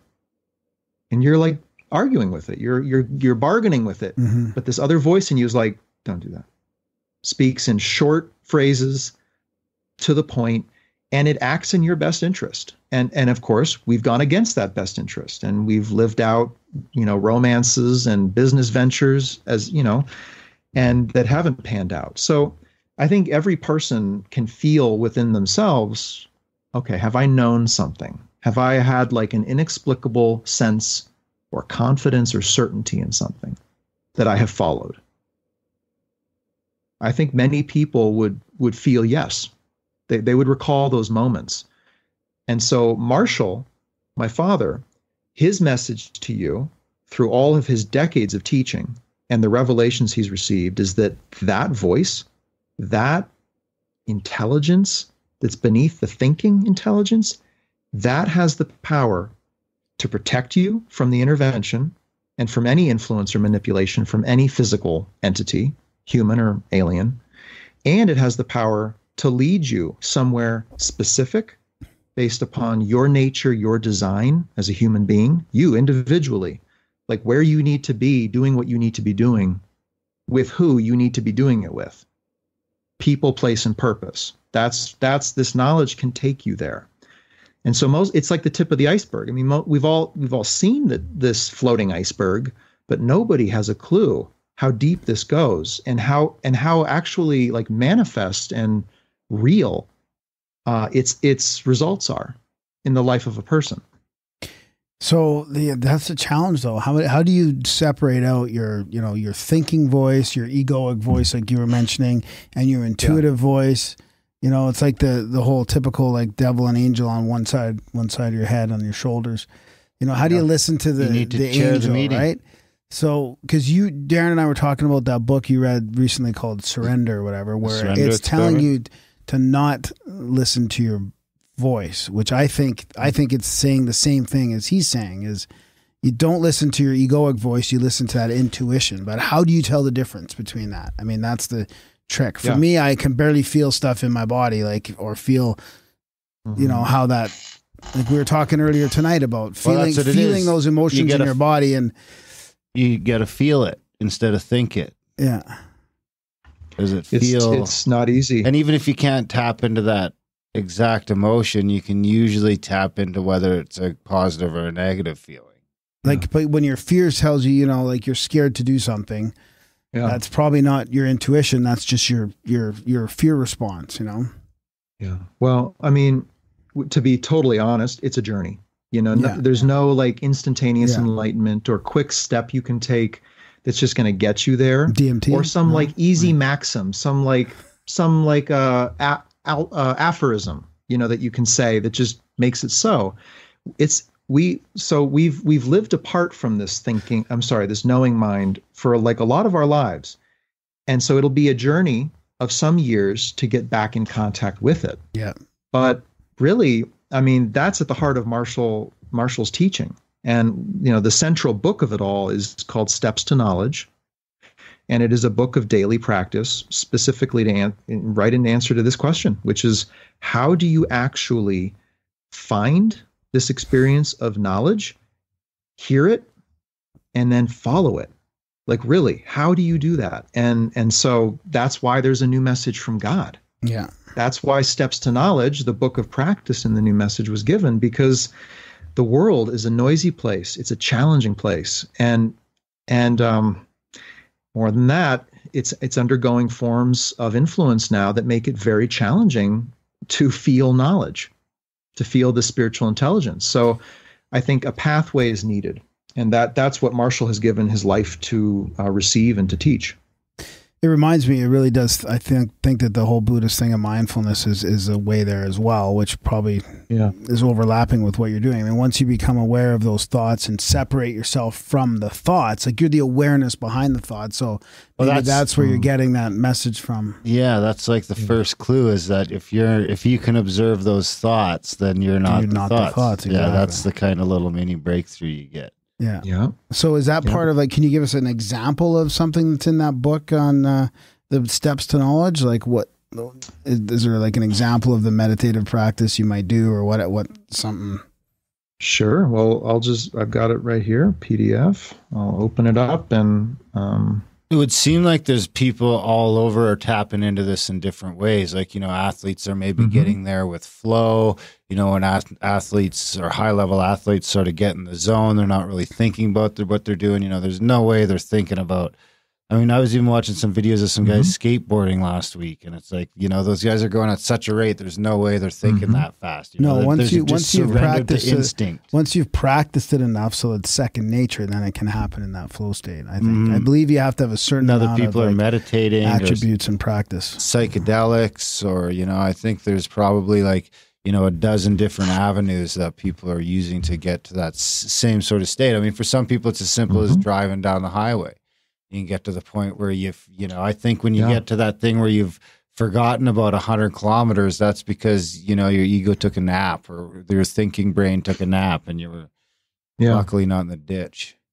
Yeah. Well, you're right. I mean, there are many forms. There are so many ways to experience knowledge. I mean, you can experience it through your body. You can experience it certainly in your work, your relationships, spontaneously. I mean, knowledge is not Christian.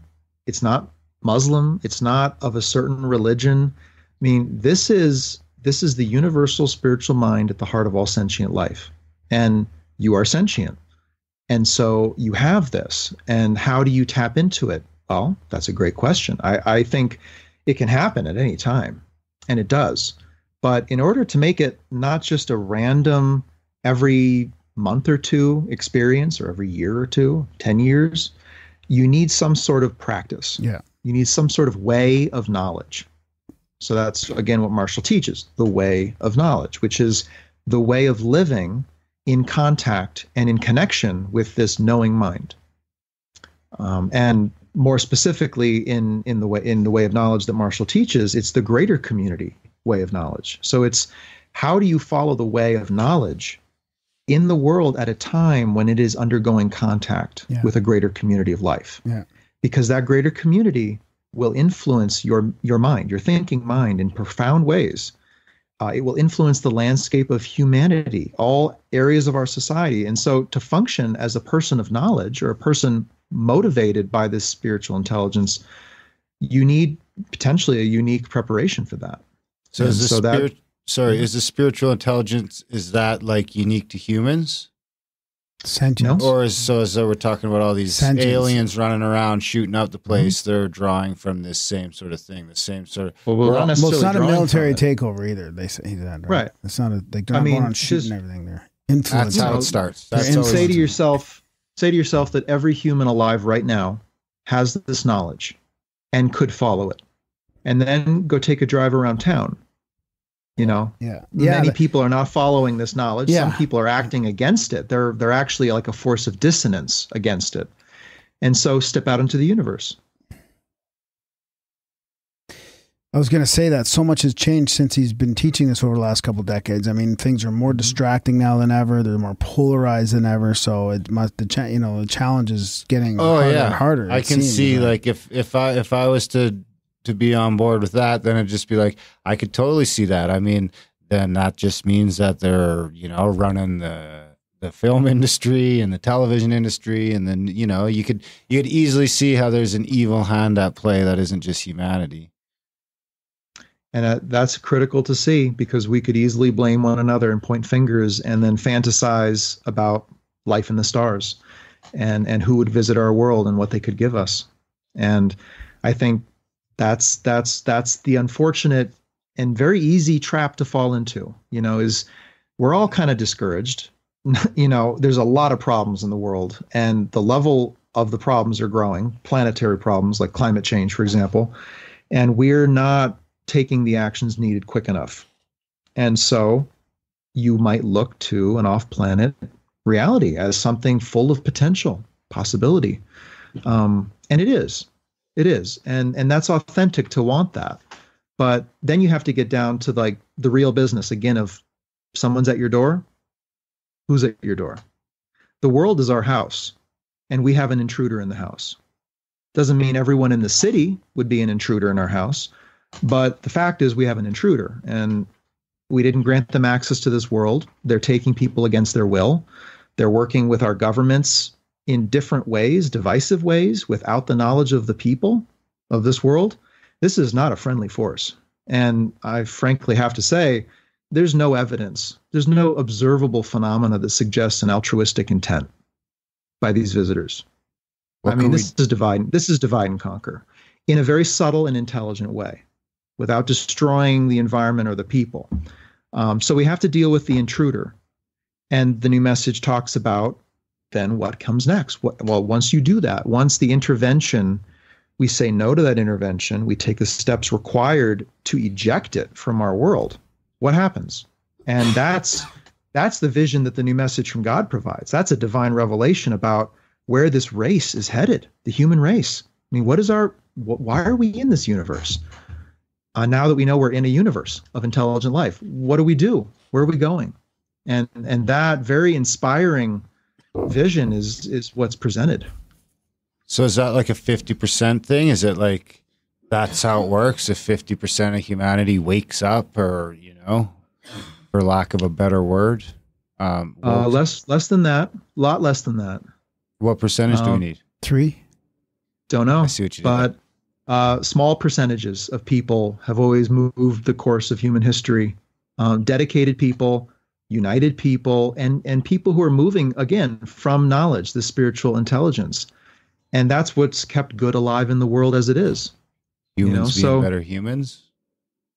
Humans following this deeper motivation within them to do good, not to think good, not to, try to change the world and make it better. No, to serve others, to help others, to give in ways that they may not personally have given, but they felt moved to give. I mean, there's so many examples of that. And it's every time you hear about that, somebody jumps in the lake to save a drowning child. Somebody goes across a border to help people not of their own culture or community. I mean, somebody acts out of that motivation. It's like, wow, it's like a light in the world. It's like, wow, there's hope. Yeah. These days, I would say that just smiling at the guy that pumps your gas and looking him in the eyes is like a little bit of that. Sure. Absolutely. Goodness. And so be a part of a greater force for good in the world. But you don't do that by adopting a partisan position or a philosophy or a political agenda. Yeah. You do that by connecting on the inside. I mean, it all comes down to where are you coming from? I mean, if you're here in the world to take advantage of opportunities and push an agenda that would benefit you personally and align with a group or a leader that would benefit you personally, I mean, it's logical self-interest, right? And fear of loss. It's a big motivator. Or on the other side of the fence, it's another motivation for us being in the world entirely. And this is kind of the motivation that brought you into the world. This is why you're here in the first place. Because in the new message, it's said that we have come from a spiritual family beyond this world to manifest ourselves here at this time, to give in a specific way with specific people, to give, to serve. And if that becomes your motivation, so I'd take 5% of humanity motivated by that. I'd take 2%. And that would solve a lot, because people being moved at that level, they're not going to use and abuse the environment. They're not going to promote human war and conflict of one nation over another. And they're not going to acquiesce to an intervention that's making claims upon this world and degrading our own sense of self-worth and native value. They're not going to believe that either. And so in a way, it's this knowledge within us, and connecting with it, learning what it feels like and sounds like within your own mind, and following that. That's the answer, which then leads to many answers, because knowledge, like I said, it leads to very manifest solutions, very real, tangible. This is not airy-fairy spirituality. This is like trenches spirituality. Aliens or not, I believe I agree with that 100%. What do you agree with? That whole statement that you just said about serving, giving, and with or without aliens, that would make the world a whole lot of a better place pretty quickly. And basically, what differentiates the allies of humanity from those others who are here is that that's what moves them. That's why they're here. Any chance they're scamming us? Possible. Oof. You never know. They could be manipulating our psyche. You have to keep your eyes open. Sure. Well, but when you go read the briefings, feel the tone of the message. See what they're talking about. Is it even plausible? Yeah. Because some of these ET messages are not plausible. They're just claiming the moon and the stars and everything beyond, and just expecting us to believe. Whereas the allies of humanity are saying, here's the position of your world. Here's the natural universe you live in, and here are the forces you'll have to contend with. And in the end, only you should claim ownership of this world and find a way for yourselves. Only you. Humans have to generate the solution. Yeah. We, the allies of humanity, make no claims. We want no association, trade, or any other self-interest. There's nothing like that. It's basically their message leaves us with what we know we need to do.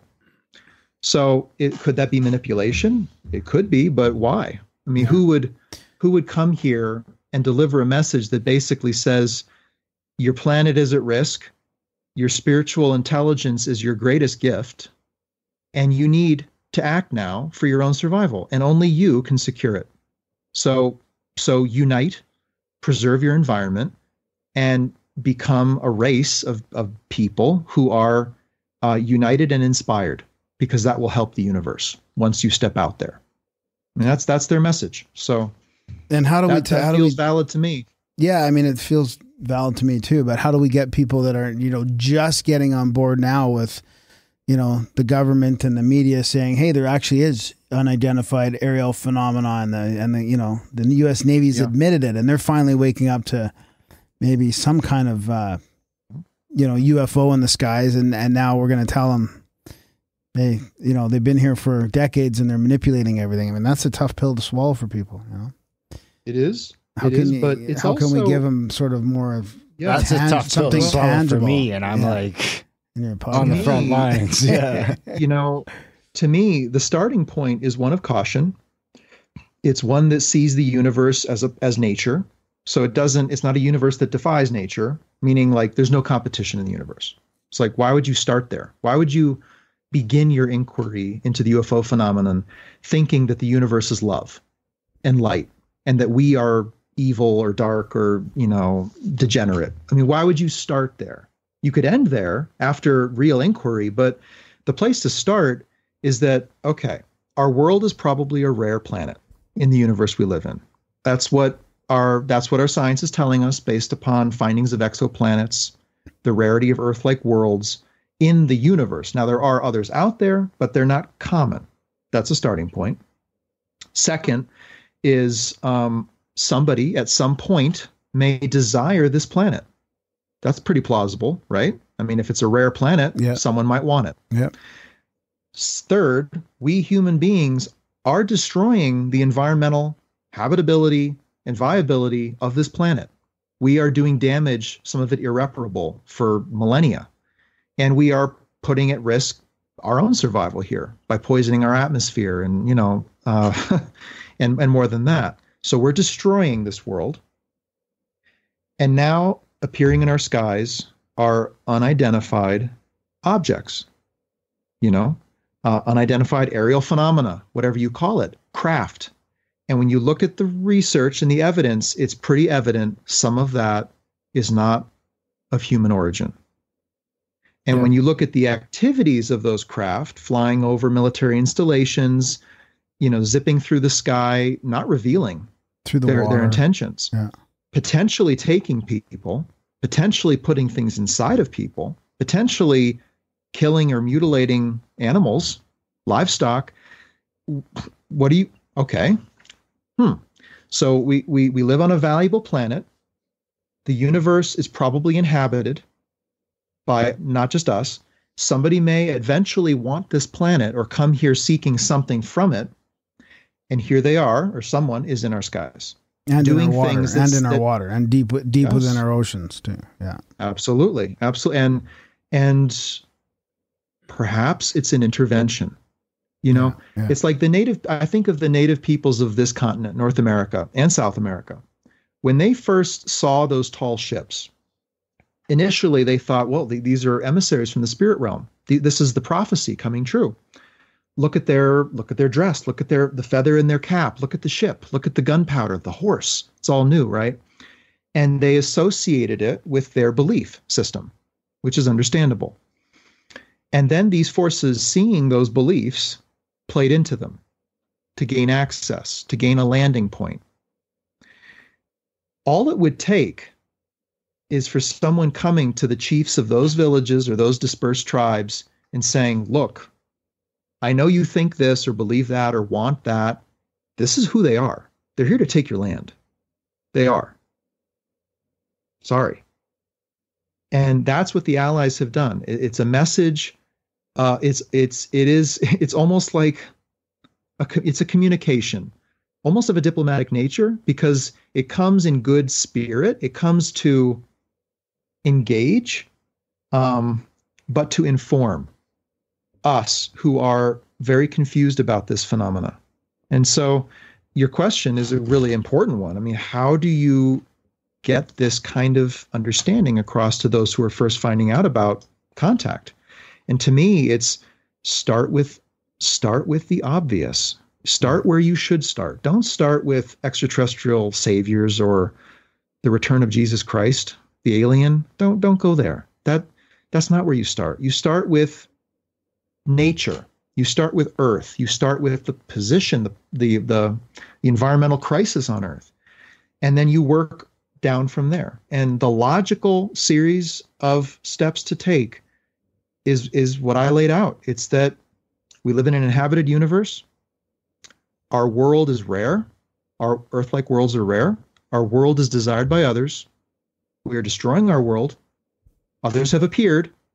They are doing things that suggest less than positive intent. And therefore, what are we facing? We're facing an intruder.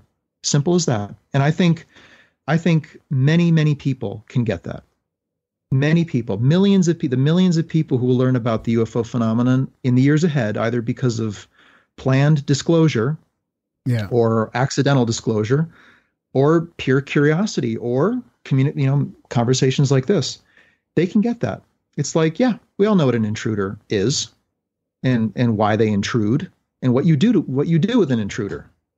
You say no. Yeah.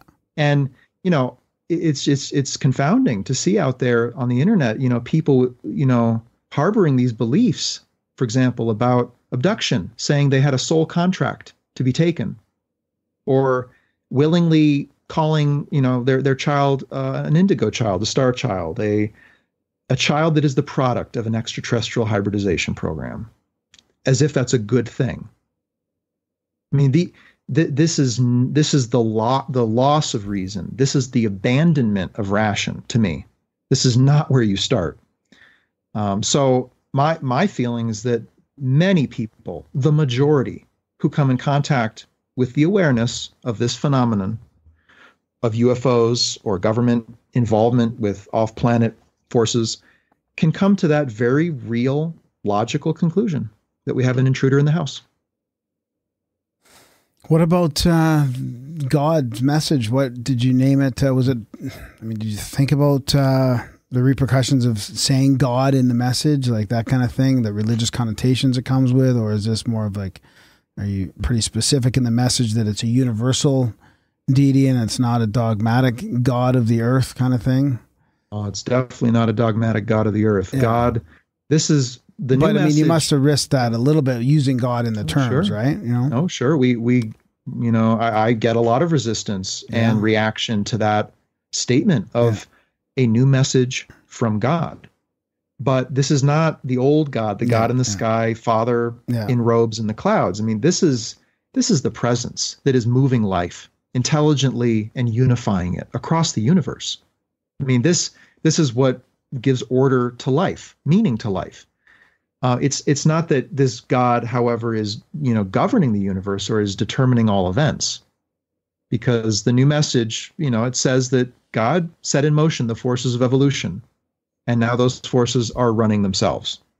So this isn't a creationist God that just sparked Earth and the universe within days or weeks. No, this is a divine presence that has been at work in the universe since before humanity ever existed. Billions of years, working across billions of worlds, who are never going to adopt our religious founders or saviors. They have their own, or they have none. Yeah. But it's that God. That God is what has spoken again to this world, and it's the God of the greater community. And that's like, wow, that's a revelation in and of itself. It's that God is not a father. God didn't make humanity the center of the universe. God did not choose one people over others. No, God is the creator of the universe. And that, when you begin to go into that kind of God experience, it's very liberating. Yeah. I don't have a problem with the word God. Yeah. No, I don't either anymore, but I can see how some people once might. Once you're not talking about a human created God, a God we have made in our image. You're talking about an intelligence that infuses all life. And the new message, it says that God is really the sum of all of this knowledge, this spiritual intelligence. When you it's all linked together. Yeah. It's like a network that has common direction, and the nodes of the network are in each of us. Yeah. And that's why when you find this experience of knowledge for yourself and begin to follow it, it intelligently brings you into purpose and into relationship. And it takes you places you wouldn't ever think to go, because your thinking is too small. Your thinking is human bound.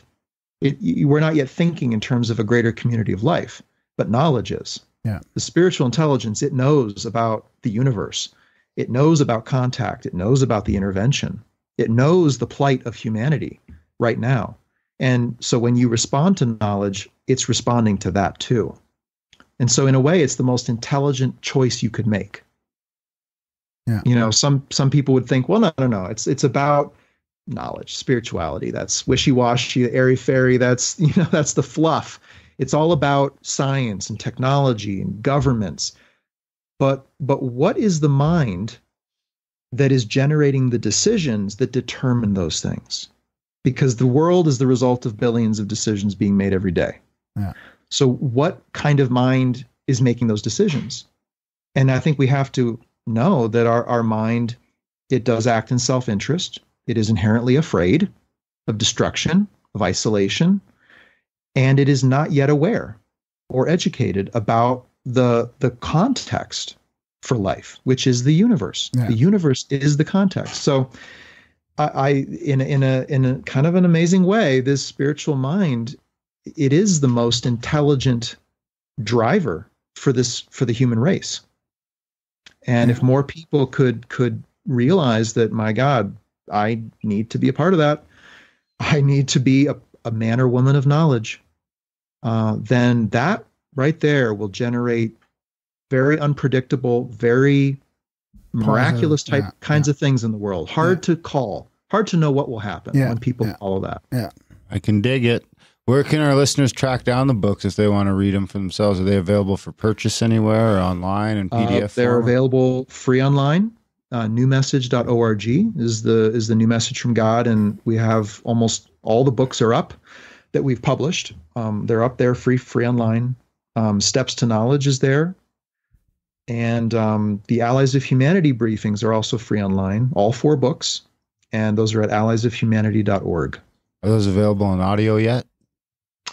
The new message, well, the new message is the more recently revealed message is available in audio form. So you can, I mean, there's hundreds and hundreds of the original MP3s of this voice, this angelic voice speaking through Marshall, my father. Oh, wow. Perfect. That's And great. so what you see in the books is what happened after he hit record. Wow. He hit record.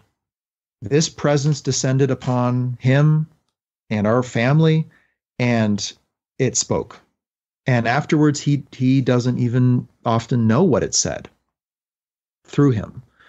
And what it said is extremely coherent and reasonable and logical and mysterious and inspiring and modern. You know, this is not the old God of the clouds and the skies, and the throne. This is a presence, an angelic presence communicating a divine intent. And that's what the new message from God is. Right on. I do have one last question. Oh, boy. It might open up a can of worms, but here it comes. I don't want to drag us through this polarized trap, but how do we navigate the complex waters of stuff like climate change? Because, you know, they're about to start spraying. No, let's just bear with me here, because it's not as simple as you think. I mean, they're about to start spraying chemicals in the air to block the sun because of the supposed warming. You know, when the temperature records have been used selectively to show certain things. So, you know, it's a complex issue. I mean, we're all for the environment and to try and clean it up and to try and take care of it. But, you know, it's not as simple as an answer. I mean, are trees okay? They're somewhat renewable, or, you know, like what it's a very, very hot topic. So how do we navigate that, you know, properly without falling into traps of propaganda and all this kind of crap? Right. Well, there's what you can do already. Yeah. You know, I have 2 electric cars and electric bicycles, and that's what I know to do. I can't burn gas very often. Yeah. I just can't do that. Yeah. That's knowledge. Nobody told me to do that. That's not a philosophy or a political party that told me to do that. I just knew it. And one day it clicked in me. And that old gas junker, I just couldn't hit the pedal. I couldn't gas that thing anymore. So, I mean, that, you know, for me, that was a moment of knowing that led to pretty big change, you know, in terms of my energy use. Yeah. And so that's available to people. There are solutions out there that are supportable. I mean, we need the forests to be preserved. They are the carbon sink. They are the lungs of the world. And so there are things to support. But above and beyond it all, when you realize that we're facing intervention that has the power to enslave this world in time, a quiet slavery, a peaceful prison with hidden bars, that is hybridizing our race, that is affecting our genetics, our thinking. Really, this is takeover. This is another organism taking over another organism. And when you see that, you start to look at other people, whether they're Russian or Chinese or from anywhere in the world, as like we're really human. Yeah. We really are on each other's side now. Yeah. And a common threat. I don't want to make a threat out of something that isn't one, but this is one. This is a threat. The intervention is a threat. And when people begin to realize that, some governments, some factions in government have already realized that. Some are resisting this intervention already. When more realize that, that becomes the impetus, the landslide towards preserving our environment. Why? Because if our environment is degraded, we are vulnerable and we are not self-sufficient, and we will need foreign technology to survive. Yeah. And that will make us dependent on the sources of that technology. And they're not just going to give it to us. There's no free lunch in the universe where someone just gives it. No, it's like, what do they get? Yeah. Right. And the allies say, you will fall into the sphere of influence of larger powers, and they will breed out of you your ability to know. Yeah. They will change your thinking. They will constrict your societies. They will ostracize your critics and your free thinkers. And freedom, as we know it, will be gone. And we will lose more or less the entirety of what we have created in our civilization, in all cultures, all the great works of humanity will be relics or memories or totally forgotten. Yeah. And that, I mean, think about it. Like, how tragic if the world, all of what's gone on Earth, a lot of trauma, a lot of problems and pain and conflict, but a lot of beauty. Like, we are a spiritually rich race. And the Allies say that, by the way, richer than others out there, richer than the overall environment. We have gifts to give. We have assets to bring to the table, to our local region of space. How tragic if that multi-millennia investment in this race was eliminated.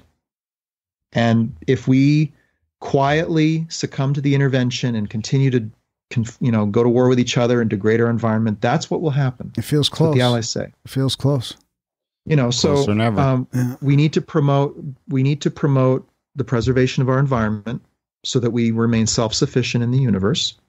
We need to promote human unity as often and in as many places as we possibly can, because you can't step into the universe as a world of 180 plus nations. You step into the universe as one. Yeah. And it's obvious that's where we need to go, but we need to go there. Like, we need to go there organically, though. We need to go there organically, not from some government control. I mean, that's the thing. And the urge to merge is right there in us. It's what gives direction to our own lives, our own personal lives, to come into relationship. So we need unity and relationship with each other. And then lastly, the Allies call for us to become discreet in the universe. We've been broadcasting into space the entirety of our thinking and tendencies and behaviors and weaknesses for decades. And that has been picked up. Those signals have been, picked up, and that content has been viewed, and we have been watched and analyzed beyond what we know. And so every way to get at a human being, to pull our strings, to penetrate our weaknesses, to inflame our anger towards each other, it has been discerned and it is being used against us.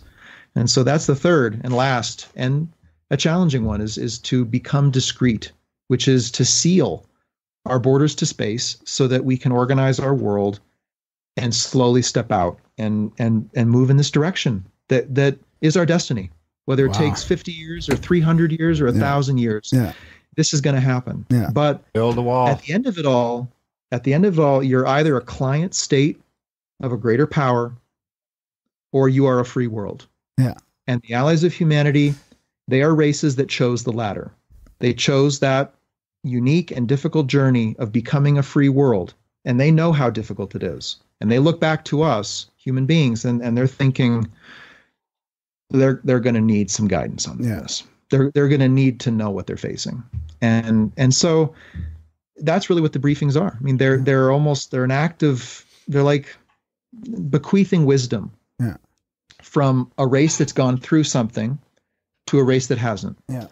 Just like a human being, like an act of grace or wisdom would be someone who's been through life to give to someone who's about to go through life. And of course, but they don't give that young person the answer of what they need to do with their life. They don't make the decisions for them. They don't affirm that they're really weak and young and incapable. So let me, the elder, tell you what to do. Yeah. Okay. That's the intervention speaking. Yeah. The Allies speaking is, you are a young emerging world about to go through what we went through, and only you can do it. And here are the keys. Here's your key strength.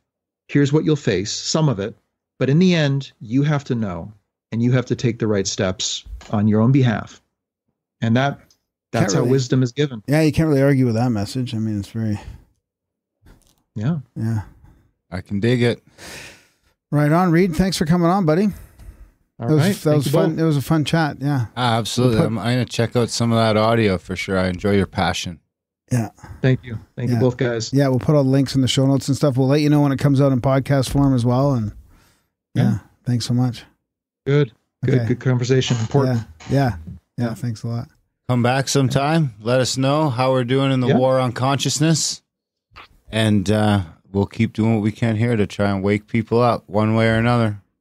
Good. Well, a huge gift and service is just to tell the truth about contact, and share that logical reason-based, nature-based perspective with people who are finding out that, whoa, we are not alone. Yeah. That's huge, right? Yeah. And people need some perspective, I think, around that discovery. Right on. Yeah. Thanks a lot. Okay. Thank you both. Okay. Take care. Bye for now. All right. Bye, guys. That was our chat with Reed Summers, son of Marshall Summers, the Allies of Humanity briefings. Woo! What? What'd you hoof? Is it hot in here, eh? No, it's a very interesting chat. Yes, I agree. No. Some of that stuff is a little out there for me, but I mean, I agree with the solution either way. I mean, the funny thing is that if the aliens aren't doing all the stuff he's talking about, we're doing a pretty good job of doing that to each other anyway. I know. So it's weird, but everything he's saying is happening, whether it's aliens or humans. The thing is, like, anything that's like, now that I'm in this paradigm of Project Bluebeam and all this, and like this fake disclosure movement, like anything that's about to unite humanity as a planet, I'm like skeptical of now. You know, is that how they're going to unite the planet? I mean, I've always said that, you know, I don't want to get political and all that, but they were going to bring out disclosure. You said that? I think that. When did you say you were going to get political like every other episode? This is different. I've always said that maybe that's the trump card, pardon the pun, right? Is the globalist trump card is we are being invaded. Like, what if they, but they're the ones censoring all the free thought and all that too, right? And pushing globalism. It's like this big conundrum, right? If they were to bring out Project Bluebeam and say like, hey, we're being invaded. Like, this guy's saying we're being invaded right now. This is like could be considered a version of Project Bluebeam. It's not a hologram in the sky. It's like teachings that show we're being intervened upon. So that would unite the globe. Couldn't the power structure use that to get their globalist agenda? You know, that's where my skeptical brain goes. I like how you tried to sneak in your climate. Well, yeah, because that's a challenging issue to me. You know, I know it is. It's big time. And you too. I mean, we live in Alberta, right? Our economy is suffering because of the climate change. Didn't go the direction you were hoping, did it? No, I didn't want it to go in any direction. I just wanted to legitimately ask him, how do we navigate that? He's like, just buy electrical stuff. Okay, fine. So what happens when? How do you charge it? Well, not that, but you know, we're pretty susceptible in this technologically based to some sort of EMP or what's that Carrington event? Like, what happens if that happens? Elon can just shut your car off. There's that too. Well, you can't shut your bike off. I mean, you could ride around on an electric bike. I don't know if you have the Lime bike that could shut you off. Yeah, I could be making a getaway on one of those scooters, and they could just stop, boom, on the ground. You know, have you seen the guys collecting the scooters yet? Oh, it's all over my house, man. It's right near my house. Is there people in your building that are like chargers? No, because you get paid to charge them. Right? I'm just in a house. I'm not in a building. I mean, you get paid like $10 to charge them or something. Yeah. No, they get parked nicely on the street afterwards and stuff. I don't know if they're told where to park them based on algorithmic like locations that are the best for people to pick up. We could be charging scooters all over the place out here. Should pick them up, start charging them here. Start charging them. We'll rent the whole bay. We'll just charge scooters nonstop. Fuck podcasting. So, anyways, that was a great chat. It's interesting for me because I'm going out making contact, right? Wow, you're part of the problem, buddy. I'm part of the problem. You are causing problems. You're probably like you're giving away our secrets. Yeah, I'm not being very discreet. Hey, come and see us. Yeah. Come and make contact. Exactly. This is a problem. No more setting in for ground. That's it. Shutting you down. I'm still doing it. We didn't get to talk about my squatch, and we'll have to do that next week. Oh, yeah, that's right. Anyway, big thanks to Reed for coming on the show. Big thanks to you guys for listening. Even bigger thanks to those of you who support the show, help keep the podcast rolling so that there is a podcast instead of no podcast, which would be the opposite of having a podcast to listen to, which would be terrible. Then who would help you fight off the aliens and give you all this fantastic information? Support the show, Grimerica.ca/support. Review the show, Grimerica.ca/iTunes. Anything else? That's it. Spam Graham at Grimerica.com. Yep. And other than that, thanks for listening, and we will see you next week. Forever, forever, burning bright with pomp and circumstance.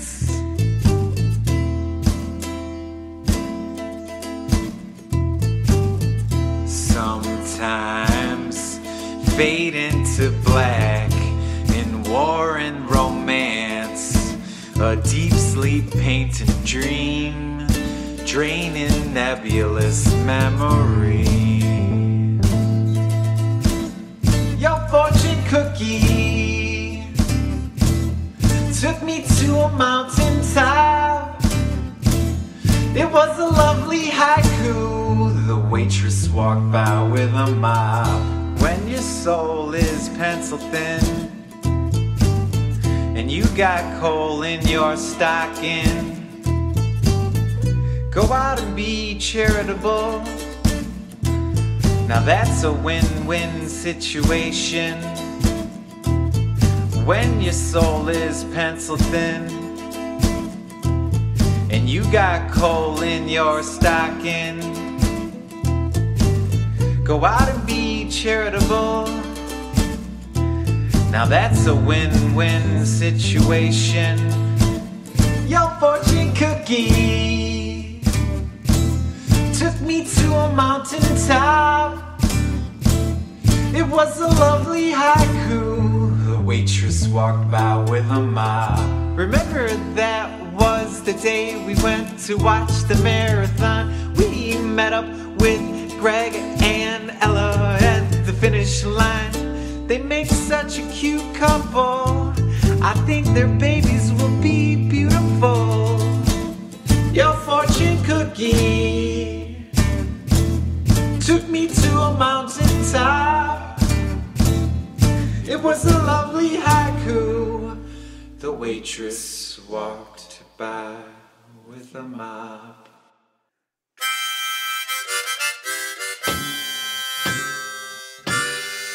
We've been working on the podcast all the live long day.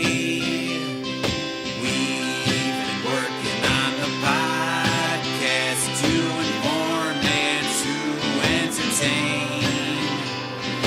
Can't you hear that theme song playing through your headphone cord? Can't you spare a couple dollars to give Grimerica support? Grimerica.ca/support. Grimerica.ca/support. Oh, fee-fi fiddly-I-O, and tell them Felix sent you there.